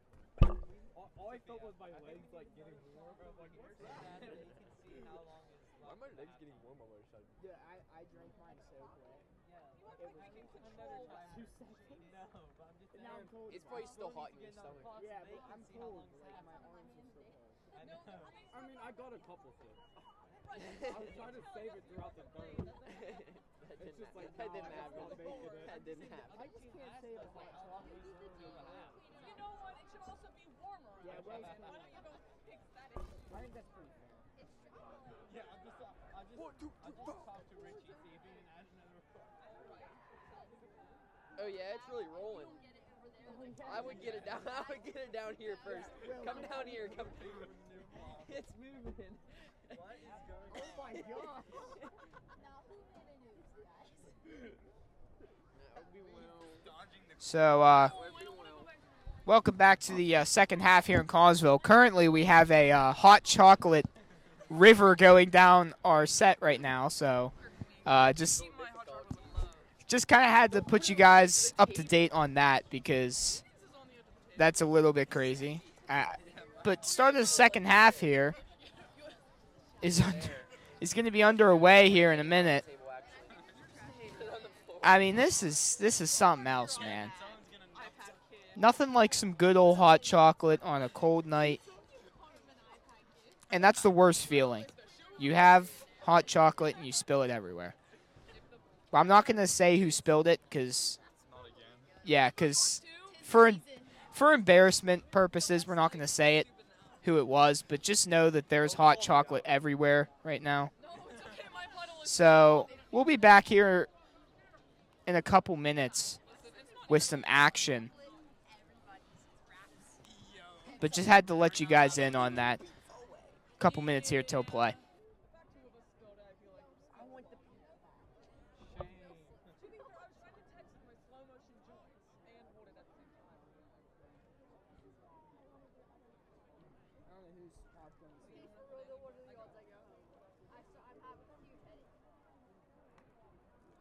I have a leave in my car. I had to give Julia a leave today, 9th period. She had a headache. Who? Julia.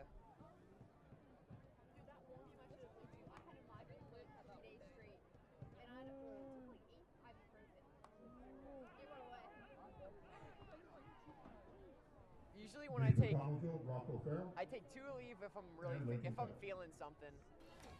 All right, we are back underway here in Connellsville. Nick Smith will be the kicker for Fairmont. Keller and Farrell back to return. So this will be the last half of Connellsville football of the 2025 season.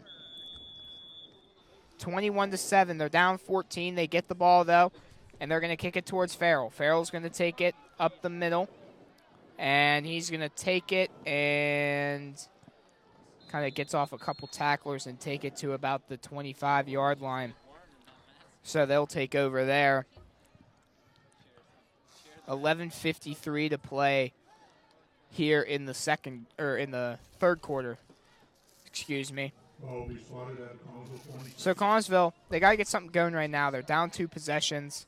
If they want to start coming back in this game, it's going to have to start right now, and see what this offense can do here in this extremely cold weather. I'm freezing right now. Matthews looking to his right. He's going to roll back left, and he's going to be sacked. King Abercrombie on the sack. There's a flag down at the 17-yard line. See what this is about. Personal foul. Face mask. Number 50 of the defense, 15 yards. Will be a first down. So that'll take away the sack, and Abercrombie, with the face mask penalty, will move them forward about 5 yards. So it wipes away the sack. And it'll be a reset first down for Connellsville. So I'm going to go over some of these first half stats with you. Caden Matthews is 7 of 11 for 82 yards and a touchdown. Does have that one interception towards the end of the half.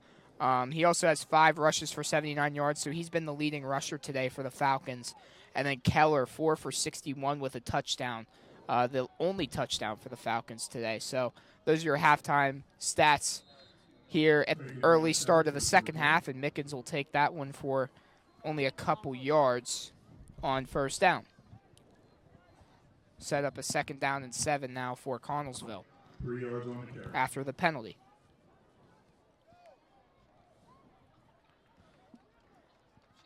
So Connellsville comes out, gets the penalty to go their way. They get the 3-yard rush from Mickens, who's been pretty quiet today. Hoping he could get something going. They're going to go right back to him on the ground. He's going to rush forward for about 3 or 4. And we'll probably set up a 3rd and medium to short 3rd down here.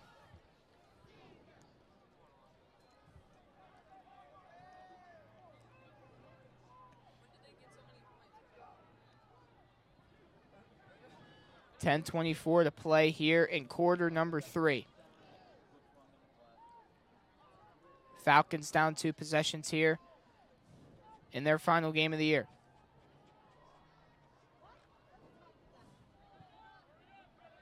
Taking a lot of time out off of this huddle, which is kind of shocking to me. Matthews going to look to the right, throws it, and it is caught. Nice catch, Thomas. Forward progress will get him the first down. There's a flag down at about the 42. Carrillo was in coverage on Thomas. We'll see what this is. Officials going to discuss what this is about. Could be something about that scuffle at the end of the play.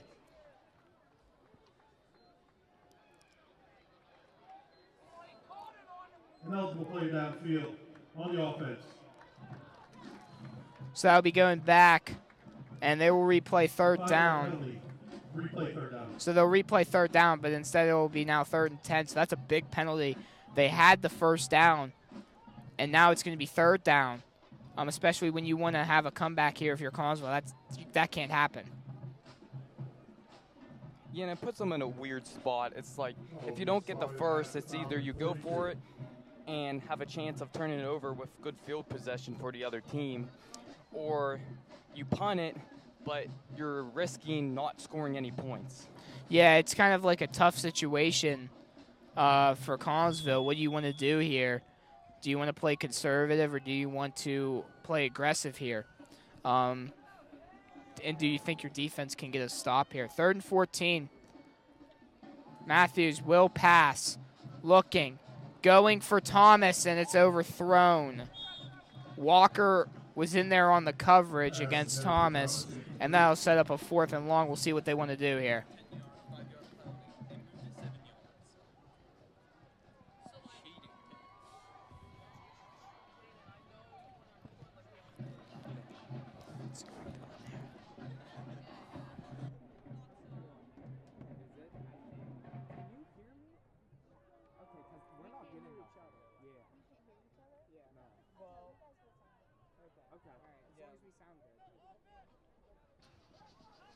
All right, Connellsville will be back on.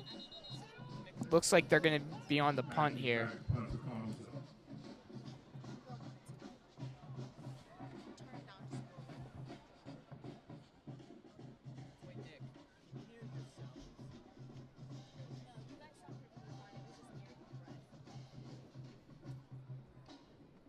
So we have a little bit of a stoppage in play here. Not sure what this is about. They had Matthews back to punt.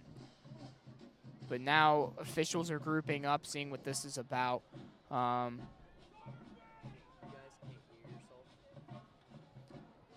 9:38 to play, like we said.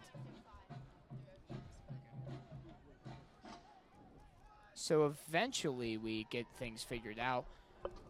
Matthews looks like he's going to be back deep. We haven't seen him punt this year, so we'll have to see what this is going to be about. Maybe it's the threat of going for it here. He will punt. Haven't seen him punt before, and it's going to get a really nice bounce to about the 25-yard line. So a decent punt there from Matthews will set the Polar Bears up at the 25. So kind of preparing for this one. I have another Polar Bear joke. You know why they're leading? Because this is kind of their environment, you know? Cold environment, very chilly. It's feeling like Antarctica right now. Polar bears, I mean, hey, they're used to this. Yeah, you're not wrong. This is their environment, and they're excelling, and you can clearly see on the scoreboard. I love the jokes. Yeah, I mean, listen, it's fun to think of jokes based off of the team's name, and I think this is a fun team to do it with. I don't know why. Smith to the left side, and it's caught by Walker, who's going to get the first down. Pass completed to Jason Walker. Phoenix Nicholson tripped up Walker and eventually forced him out of bounds, but it will be a first down for the Polar Bears. And Walker's been all over the field. I mean, not only on defense, but also on offense. He's making big plays and really helping out his team tonight. Yeah, he really has. I mean, like I say, he's been all over the place, and we're going to get ourselves offside here on Chance Detone. Offside. 59 on the defense. 5-yard penalty. Still first down. So that would be Chance Detone's, I think, second penalty of the game. I think he had another one earlier in the game. That'll set up a 1st and 5 for the Polar Bears, and the Polar Bears starting the drive here.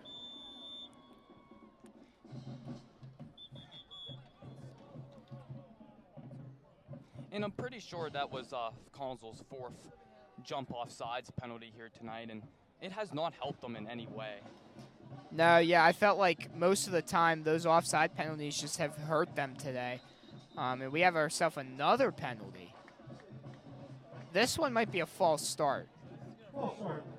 72 the offense. 5-yard penalty. Still first down. And that is on the Polar Bears. That's going to be Jason Walker, I think, who jumped. Didn't jump, but had the false start there. And that took away Consul's penalty, so we're back to where it would have been a few plays ago. Yeah, so we're back to 1st and 10 here on the 39. It's a screen pass. We've seen it a lot, and that's a great play by Rocco Farrell to stop Kuboski from getting a lot of yards there. He had a lot of lane to run. Yeah, good read by Farrell there. He saw the screen pass coming and got in and got the tackle. Yeah, they've ran that screen pass a lot, so Farrell recognized it, got in there, made a nice tackle, stopped big yardage for the Polar Bears. 2nd and 8. They got 2 on that first down play. In motion again, looking like the same motion. This time they hand it off to Boda. Boda is going to go through a couple guys and eventually brought down on a good tackle from Cooper Lembo there on the right side. Now set up a 3rd down.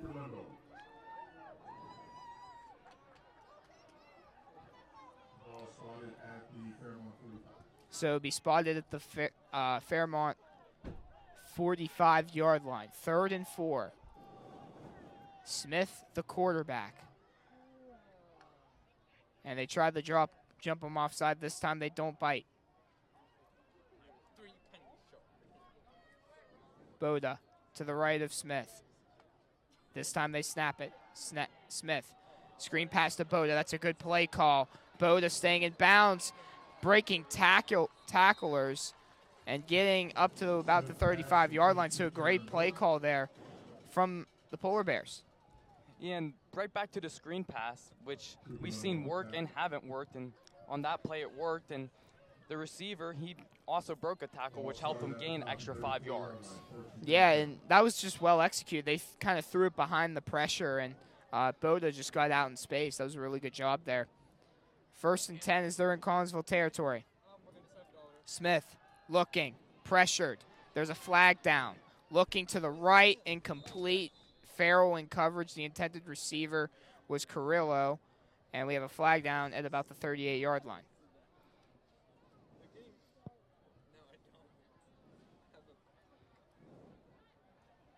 A lot of flags in this half of play so far.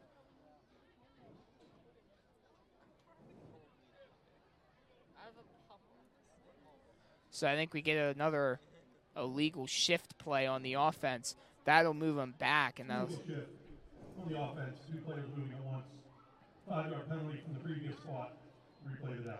So again, once that player comes in motion, you can't have 2 players moving at once. So they had 2 players moving at the same time there. That's going to set up a 2nd and 10 on the 41-yard line. So a lot of penalties here in this half from both teams. Very sloppy play from both. Smith rolling out to his left off the play action. Finds a receiver. It's Jared Rhodes. And Rhodes will get the first down. Complete to Jared Rhodes, tackled by Ethan Fuller. Did not get the first down. He motioned first down, but he didn't get it. The Polar Bears like going short, and it's showing it's working right now as they are continuing to move down the field and burn a lot of clock. Yeah, and they haven't really took a lot of deep shots today. They had that one to Walker earlier in the game, but other than that, it's been a lot of short shots. They're going to throw right behind. Great throw. It's Kuboski taking it to the outside, throwing off tacklers, touchdown. Polar Bears. Gabe Kuboski. Parker Lembo had a chance to bring him down. He couldn't. Great route there. On the offense. 5 yards from the previous spot. Replay 2nd down. Well, never mind. It's getting called back. I was going to say how great the play was, but there's a penalty and touchdown will not be on the board. So that's another instance of where penalties are just killing drives, and that's another penalty that brings back a touchdown. And that was a good play. I mean, that was a great play from Smith, the quarterback, finding Kuboski and getting to the end zone, but that's all wiped away. And it's back to 21-7. 2nd down now. So it was looking good for the Polar Bears. Now it's suddenly falling apart. They get it to Boda on the right side. Boda. And he's going to get brought down by Pass complete to number 3, Taryn Boda. Parker Lembo on the tackle for Collinsville, number 2. 2nd and 11. 30-yard line. We're approaching 6 minutes to play here in the 3rd quarter.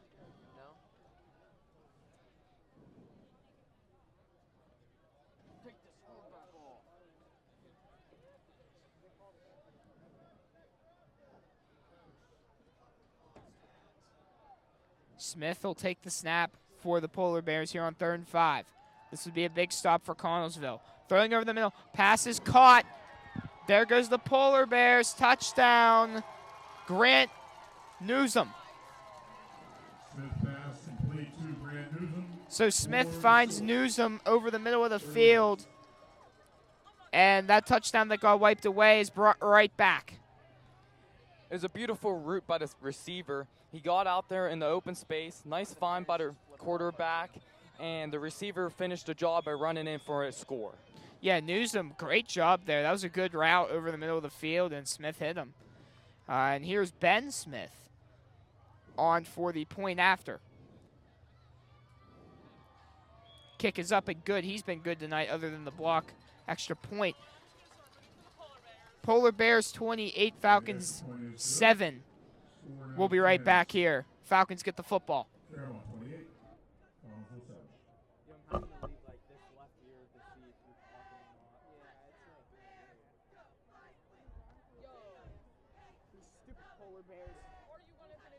They got the cold on their side. It's unfair.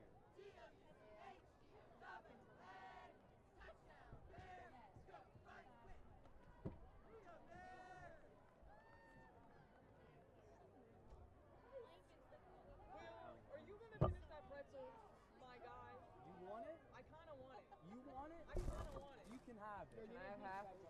Yeah, of course. Oh. Give me a piece of that jam.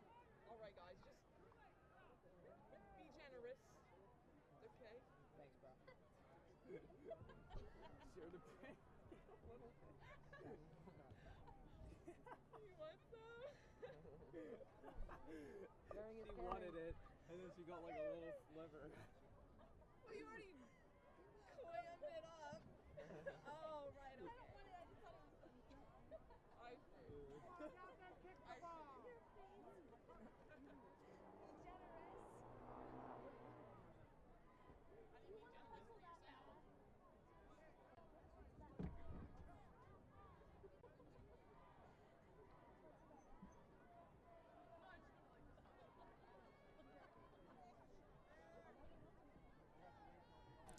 Smith will be on the kick here for the Polar Bears. 28-7 is our score after the Polar Bear touchdown. 5:48 to play here in the third. Keller and Rocco Farrell back to return for the Falcons. They'll kick it towards Farrell's side. Farrell will take it. He's going to take it to the left side, and that is a big hit by 26, Drew Jackson. Big hit. Drew Jackson on the tackle for And the Falcons will take over here at the 20-yard line. spotted at the Connellsville 20. And they need to do something here. I know they're down by 3 touchdowns, but they're not out of this game yet. They come down and score a touchdown. This game's still really competitive. Yeah, and we're not even in the fourth quarter yet, so it's still anyone's ball game here. Yeah, they are down 3 touchdowns, but if they're going to come back, they got to start right now. And we'll see how they approach it. Are they going to run the ball or are they going to pass here? Matthews, hand off to Mickens to the left side. Mickens, and he's going to only go for a couple. We have another flag down on the far left sideline. A ton of flags. And another one here. See who this is on. Personal foul. Face mask on the defense. 15 yards. Be a first down. There's been a lot of penalties in this game, and I wish I was counting, but I have to say we're definitely around the 20 mark by now. Oh, yeah, we've had so many penalties, and, that's another one to add to it, a face mask there. That gives Connellsville better field positioning here. To the 37-yard line we go, 1st and 10. It takes a measly 2-yard run, turns it into a first down for Connellsville. Matthews going to take the snap. Going to hand it off to Mickens to the left side, and Mickens has nowhere to go. And that's been the recurring theme all night. He has been struggling for Connellsville.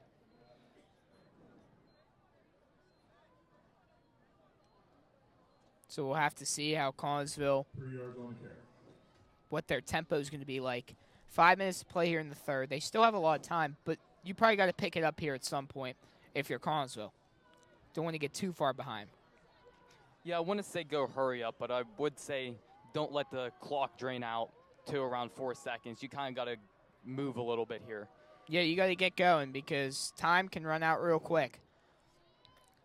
Matthews looking, throwing, sideline, caught. Rocco Farrell, another flag down. Have to see who this is on. There's a little bit of a scrumble there towards the end, but if it stands, it should be a first down.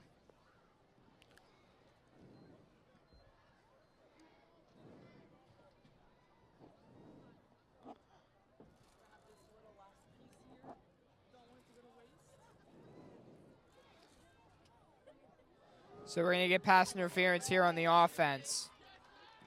Assuming it's going to be on Rocco Farrell. Okay. During the play, pass interference, number 14 in the offense. Be 15 yards from the previous spot. Replay the down. So it's on 14, Christian Thomas, and that'll move it back after what would have been probably a first down. And that's hurts them too, because that was a nice gain of yardage and would have helped them out there. But now with the penalty, it moves them back, and it makes it even tougher now. Yeah, and I was looking at Thomas there after penalty got called on him. He seemed a little bit upset about it. Maybe not sure, not knowing in the moment if he committed pass interference. But 2nd and 22 we go here on the 25-yard line. Falcons back where they started. Looking, throwing towards Thomas's way, and it's right through the hands. Incomplete. Pass intended for Thomas, incomplete. So it'll set up now a 3rd down 22. And you would have to think here they're just going to try and get yardage. Yeah, and you can always try and get to 4th and 5, 4th and 10, and if you want, go for it. I mean, time's running out, and you don't have too much to lose now, so go for anything you can at this point.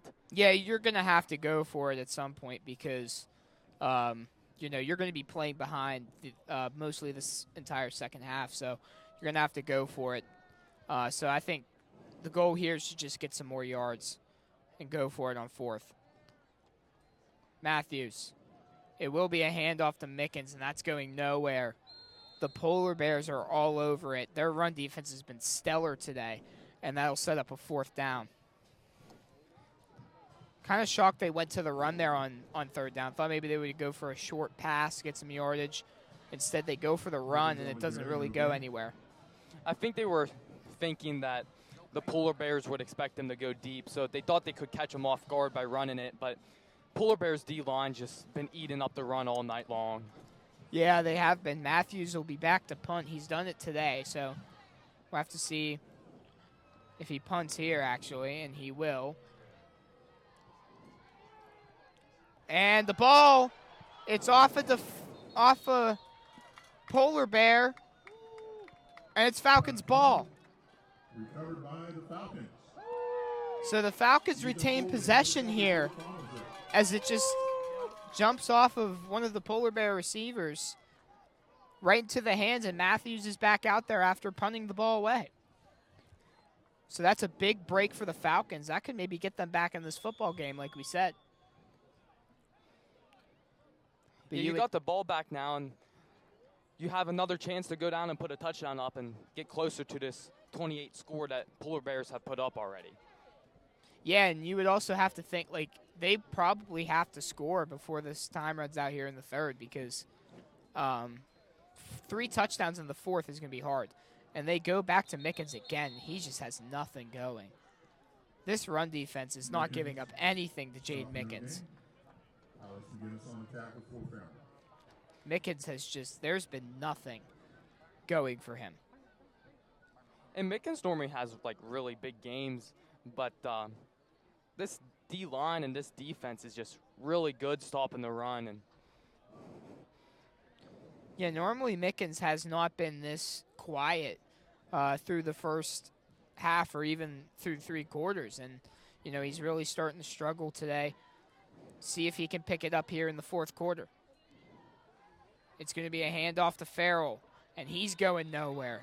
Great play there by number 50, King Abercrombie. And there's another flag down. We'll have to see what this is about. It's going to be at the 39-yard line. See what this is about here. Personal foul, unnecessary roughness. Number 14 on the offense. That'll be 15-yard penalty.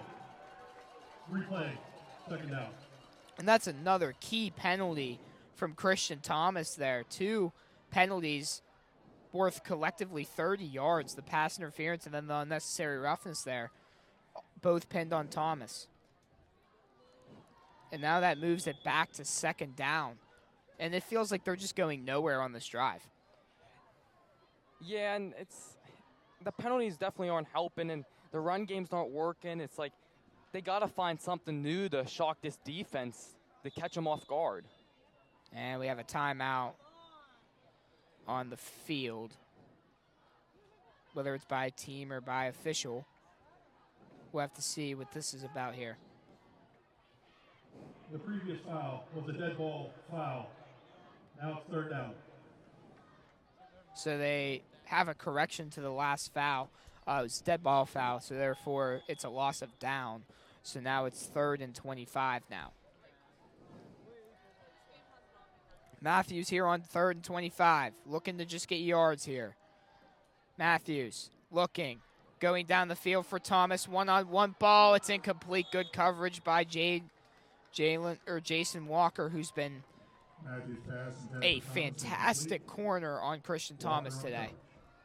Yeah, and Walker caught that interception at the end of the second quarter, which helped prevent Connellsville from scoring a touchdown, and now he prevents Connellsville from getting a first down here. So he's been really making some big plays here on the defensive side. Yeah, and I think he's been one of their best players today. And, you know, you see he's back to return now, but he's been a fantastic cornerback to watch today. He's been all over Christian Thomas and whoever he's been matched up against. Matthews will punt here. They almost got through and blocked it, but we'll have to see how this is going to fare. And it'll roll to about the 37-yard line where it's downed by Collinsville. 28-7 is our score. The Polar Bears will take over here. 1st and 10 on the 37.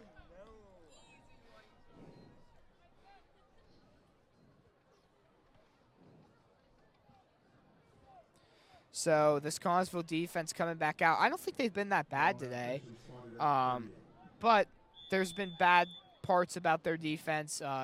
Sometimes their pass defenses looked a little weak, but overall, I don't think they've played bad. Smith, handoff to Boda. He's got an edge. There goes Boda, and we talked about the spotty defense for the Falcons and a tackle by Lincoln Keller, but Taran Boda. And he's got that speed, and he can really get out there, and he's got some good juke moves as well, and huge play there on the run. Yeah, he might be their fastest player. I mean, out of everyone I've seen tonight, he's been their fastest runner. Boda has done a great job running the football today.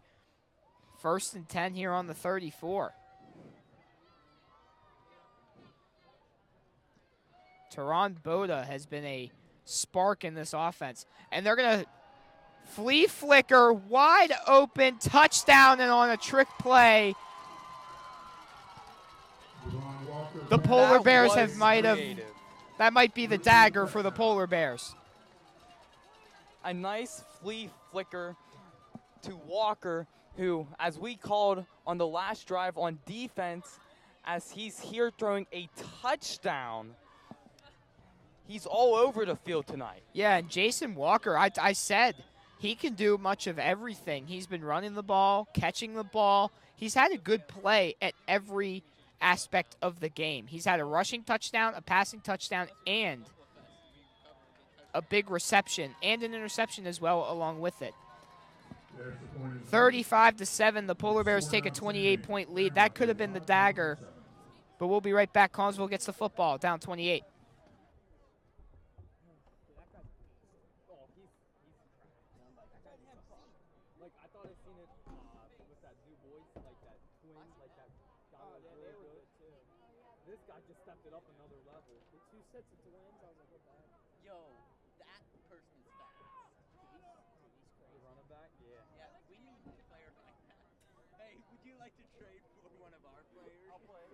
Make the first high school trade? Yeah. High school trade. I'll play football. Mid-game. We trade you our entire team for him. We just need one guy. Nah, we should trade with an NFL. We'll trade you a whole team for Patrick Mahomes. Can we have Jamar Chase, please? Did you guys know Jaden Mickens was athlete of the week? Actually? Yeah. Collinsville Falcon football posted on Facebook. He was athlete of the week. Hold on, let me double check that for you. All right, double check and we'll announce it. So Collinsville get the football back here, now down 28 after the touchdown on the completion from Walker to Kuboski. So now Collinsville get the ball back here. Just trying to get some morale back. They're now down 28. Not sure if it's going to be possible to come back in this game now.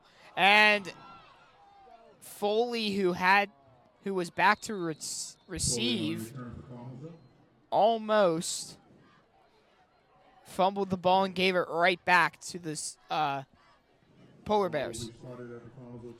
So they'll take over now at the 20-yard line. This has kind of been an odd game. I mean, normally we don't see this many fumbles or even penalties, but it's crazy. And I don't know if the cold's got something to do with it, but it's definitely different than what we have seen in the past few weeks. Yeah, I'm thinking that's what it has to be with. I think the cold, we saw it even a little bit last week. There was a lot of turnovers last week. This week we're seeing it a lot of fumbles, even if they're recovered again. And look out, he's sacked by Javen Popeye, another one of the seniors. Another one of the seniors there for Fairmont gets in there and sacks Matthews, who's been sacked a lot tonight. As we get to a minute under here in the third quarter. Falcons going to have to start playing with a little bit of a sense of urgency here. Yeah, at least make this game a lot closer than what it is right now. I mean, you still got a bunch of time because you got the fourth quarter, but they definitely got to start moving the ball downfield. Yeah, you really got to start getting something going here. And, we've been saying that since the start of the third, but it has to be now. To the outside, caught by Thomas, who's been pretty quiet tonight. Thomas still going. Carrying a defender, Taryn Boda, past the first down marker, and that'll be a first down for Collinsville. Good play there. And that's what they need. Just keep moving it down the field, and that's a good play right there. And continue to do that, and you're looking a lot better. Yeah, so that's a really great throw there from Matthews. And we've seen that Matthews to Thomas connection a lot today, or a lot this year. Not a lot today, but we're hoping that it can start coming alive here in the later half of this game. Matthews looking. He's going to take off. A lot of pressure, and he's going to be sacked. All kinds of defenders in there. Kamori and Abercrombie is one of the ones that got in there. And Alec McGinnis, who's been in there again. He's been in there a lot for the Polar Bears. End of the third quarter here. Our score is 35-7. Fairmont will be back here in the fourth quarter for more action.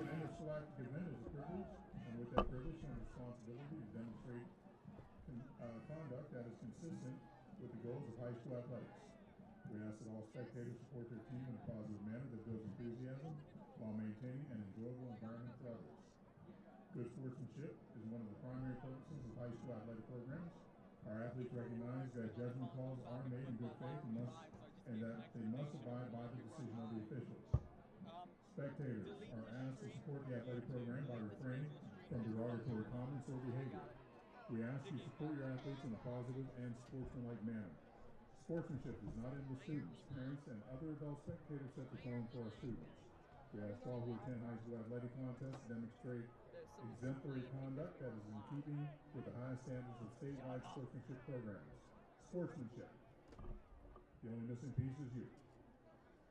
We are back here in Collinsville here in the fourth quarter. I want to congratulate Jaden Mickens, by the way, in the backfield. He won Athlete of the Week for Collinsville, so something to congratulate for Jaden, as he is one of the seniors on this team. And that's through the hands of Parker Lembo, incomplete. So it'll be 3rd and 12 now. But again, like I said, congratulations to Mickens. That's a great achievement to win Athlete of the Week. He's such a good athlete. Play baseball with him. He's a great athlete, great kid. So again, congratulations to him on that feat. 3rd and 12 here. 11:56 to play here in the fourth quarter.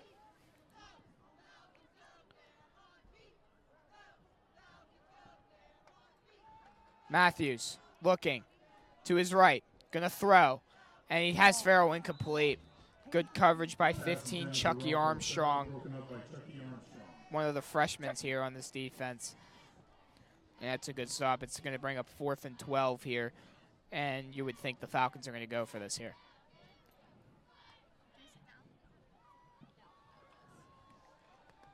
$11:50 to play.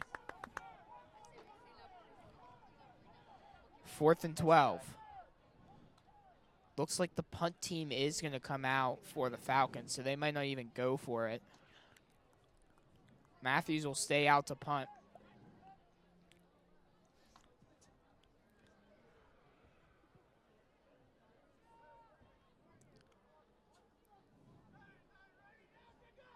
Snap.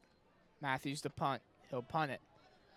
And it's going to go out of bounds at about the 40-yard line, as Walker was the one deep for the Polar Bears. So 1st and 10 here on the 33-yard line. The Polar Bears will take over, and they could blow this game wide open here on senior night. Not been the offensive performance that we've wanted from the Falcons. Again, their defense has struggled in the run a little bit today. But this is not what we would have wanted to see offensively from the Falcons. Just a struggle. Handoff to Boda, and he's going to go forward.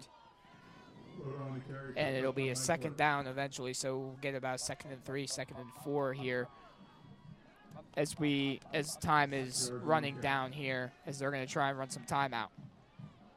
And he's had a big game tonight. I mean, rushing touchdown in the 1st quarter, and he's just been running all over this defense, and they haven't really found an answer and still can't find an answer of how to stop him. Yeah, I think he's been their best running back today. I mean, again, Walker has been good too, but I mean, a lot of these guys have just made plays today. And there's Boda again to the left side. He's going to get close to the 1st down marker. Not sure if he got there. Boda on the carry. Cooper Limbo on the tap. But he was close. Just shy of the 1st down. And it's going to be just shy of the 1st down, and it will bring up a 3rd down here for the Falcons. Again, another good run there. He had speed coming off the edge and broke a tackle and super close to the 1st down. They eventually did get the 1st down, though.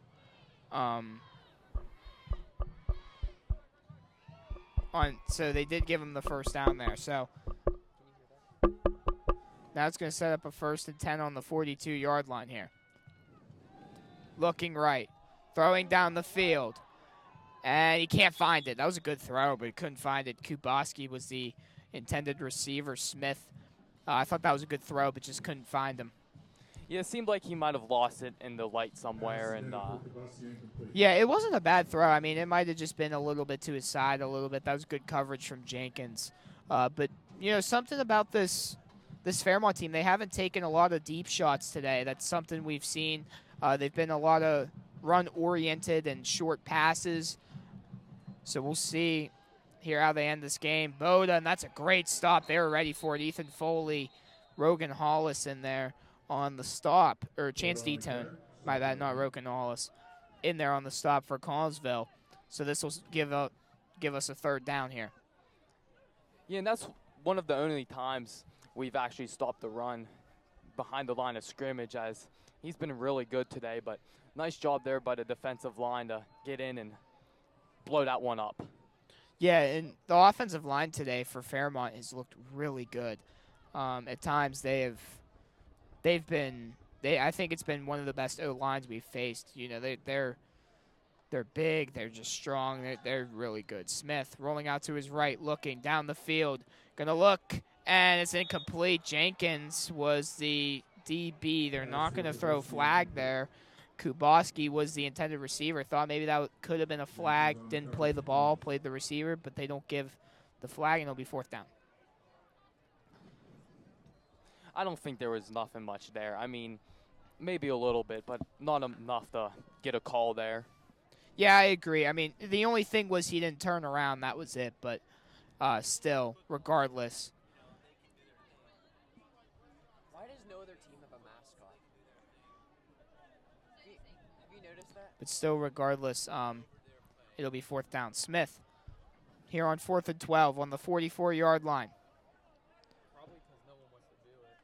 Fairmont looking, gonna throw, and it's a great pass by Walker, or a great pass by Smith to Walker. 1st down, Fairmont, and that'll set up a 1st and 10, and they will move the sticks again, but there's a flag down.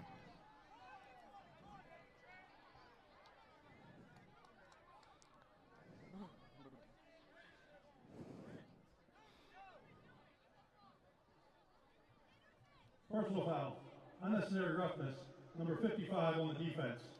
Penalty half the distance to the goal, 1st down. So a nice, really big play there by the Polar Bears, and this moves them up a little bit, help them get closer to the end zone. So, yeah, they're moving up here close to the 10-yard line. They're going to put them exactly on the 10-yard line. 1st and 10 now on the 10. With penalty yardage, it's now first and goal Fairmont. 9:14 to play here. 1st and 10. Smith. Handoff. Boda up the middle. Keeps powering forward. And it only get a couple yards. Ahead for a couple yards, taken down by Ethan Foley. I thought he would have got stopped instantly, but that's a good way to keep on fighting and gain a few extra yards, even if it was 1 or 2. Yeah, that was a good job there from Connsville. I thought Boda was going to continue forward, but they stood him up. That's a great job from Connsville there to stop it.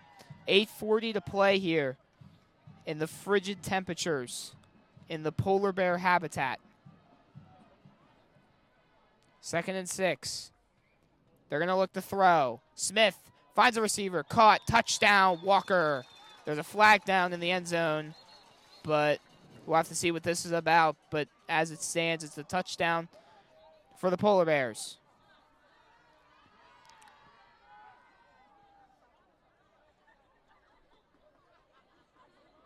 So we'll have to see what this is about. There's ruling to see what the holding or what the ruling is. But as it stands, the kicking unit's out there. It looks like it's going to be a touchdown. Walker with the receiving touchdown. The touchdown was good. During the tackle, personal foul, unnecessary helmet contact on the defense. The penalty enforced on the kickoff. So that'll be unnecessary hit to the head. I think that would be on Parker Lembo. So that penalty will be enforced on the kickoff. And I was going to say, it looked like a rough hit, and it was tight coverage too, but nice way by Walker to hold on to that one for the touchdown. Another flag down. Ben Smith kick is good, by the way. But as we kind of figure out what this flag is, I will say that Jason Walker today has a passing, a receiving, and a rushing touchdown today. And don't forget about his interception on defense. And he had that interception on defense. I mean, on the kicking team, 2 players moving at the same time. 5-yard penalty, replay the try. So they'll replay the try here after the penalty. It's a 5-yard penalty. But we talk about that, like, how many people could you name that has a receiving, a rushing, and a passing touchdown, like, in football? Like, I know Josh Allen's done it before, but I know Josh Allen's not getting interceptions on defense. You know, he's doing it all today, and, you know, he's been their best player today for sure. Plus, especially in high school, like, a lot of, I wouldn't say they're lucky, but it's a good game when they make big plays, but he's just out here getting touchdowns and interceptions and all over the place. And, yeah, he's definitely would be MVP right now for this game. Yeah, he's looked like their best player. The kick is good off a questionable hold there from, but Smith puts it through. Fairmont 42, Connsville 7 here. We'll be right back after this short break.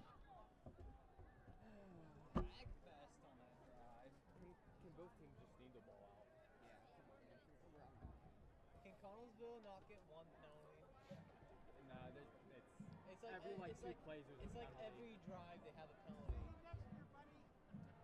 That's what it feels like. Maybe we could take over OBS for the rest so I can start cleaning up. Because I think I'm going to start getting rid of the trash. All my life. So we can get out of here? Smart idea. And who doesn't want to get out of here? guys. Get that tripod down there. We're almost done, fellas. We're doing good. And the camera can be packed up.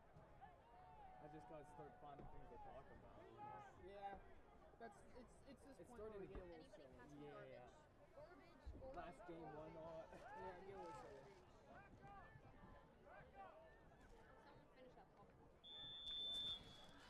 Here we are with 8:24 left. Smith is on the kick, so it's going to be a deep kick here, and it'll be a touchback after the penalty. So 8:24 to play. Let's see if the Falcons can get anything to go for them.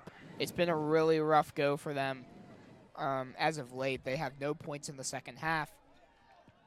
This Fairmont defense has been really strong today, especially their run defense. Their run defense has looked fantastic so far. Pass defense has looked great as well, and, you know, that's something that Collinsville hasn't been able to exploit today.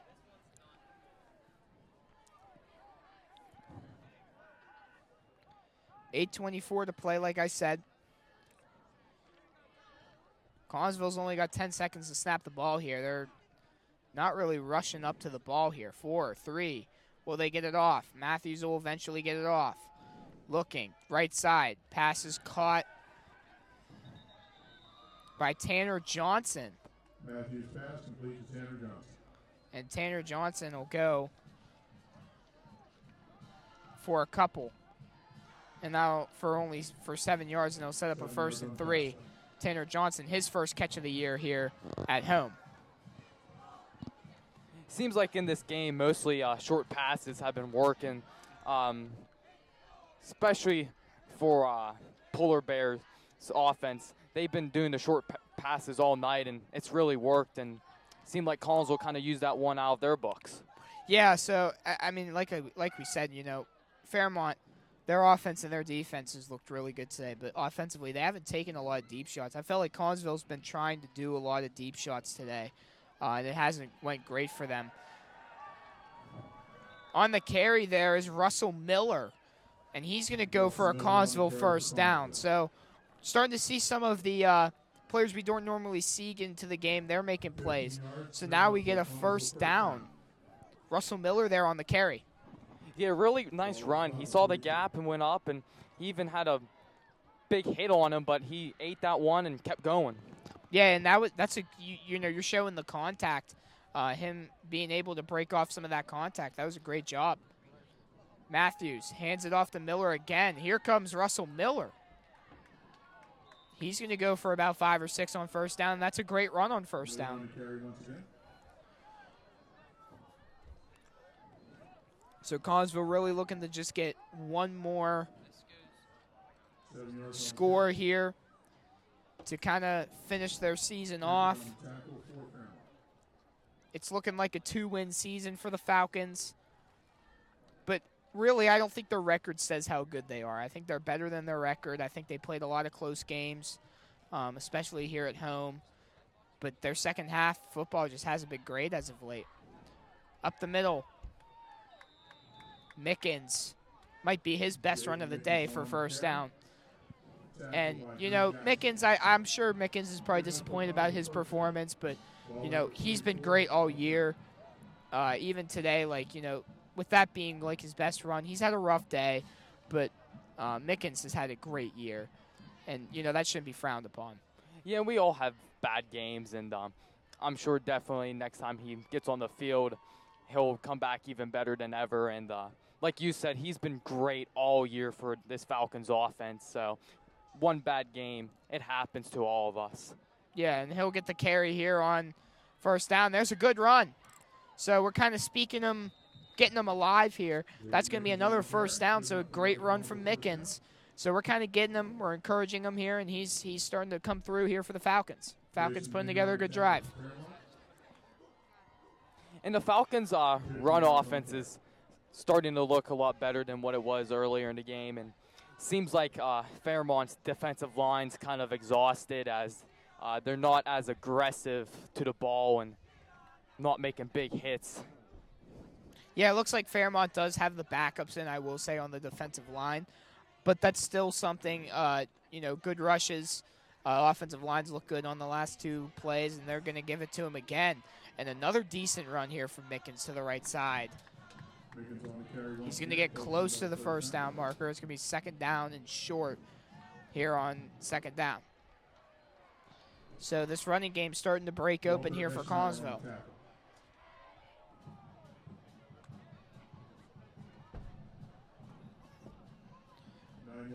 So it's under 5 minutes to play here in senior night. Collinsville down by 35, 42-7. Matthews will hand it off again. Mickens starting to get going here. Jaden Mickens first down. And now Mickens starting to heat up a little bit.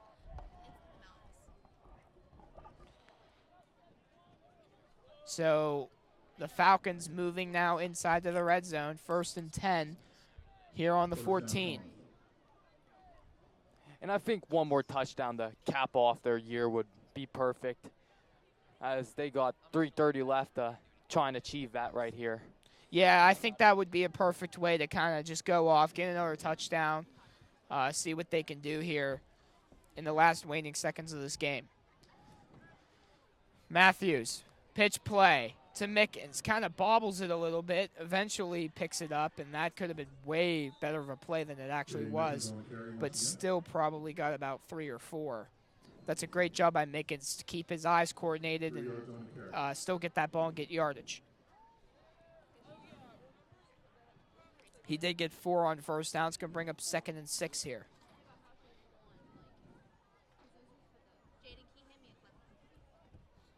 What? 2nd down and 6. Falcons looking to get a touchdown here. As the clock, they're letting the clock die down here in this cold night in Collinsville.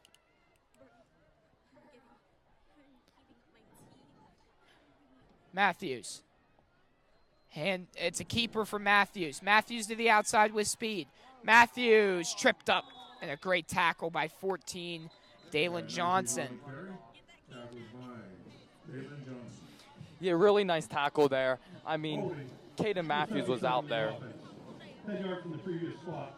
Replay down. So hated to interrupt you there, but that's going to be a holding on the offense. It's going to push him back 10 more yards, so that run is completely wiped away, and they'll replay 2nd down.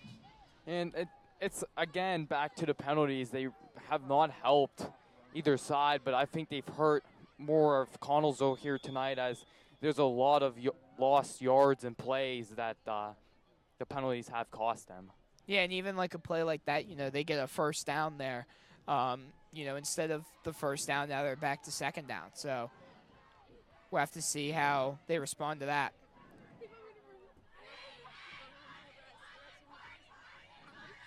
Matthews. Handoff. Mickens up the middle. Mickens is going to go just about nowhere.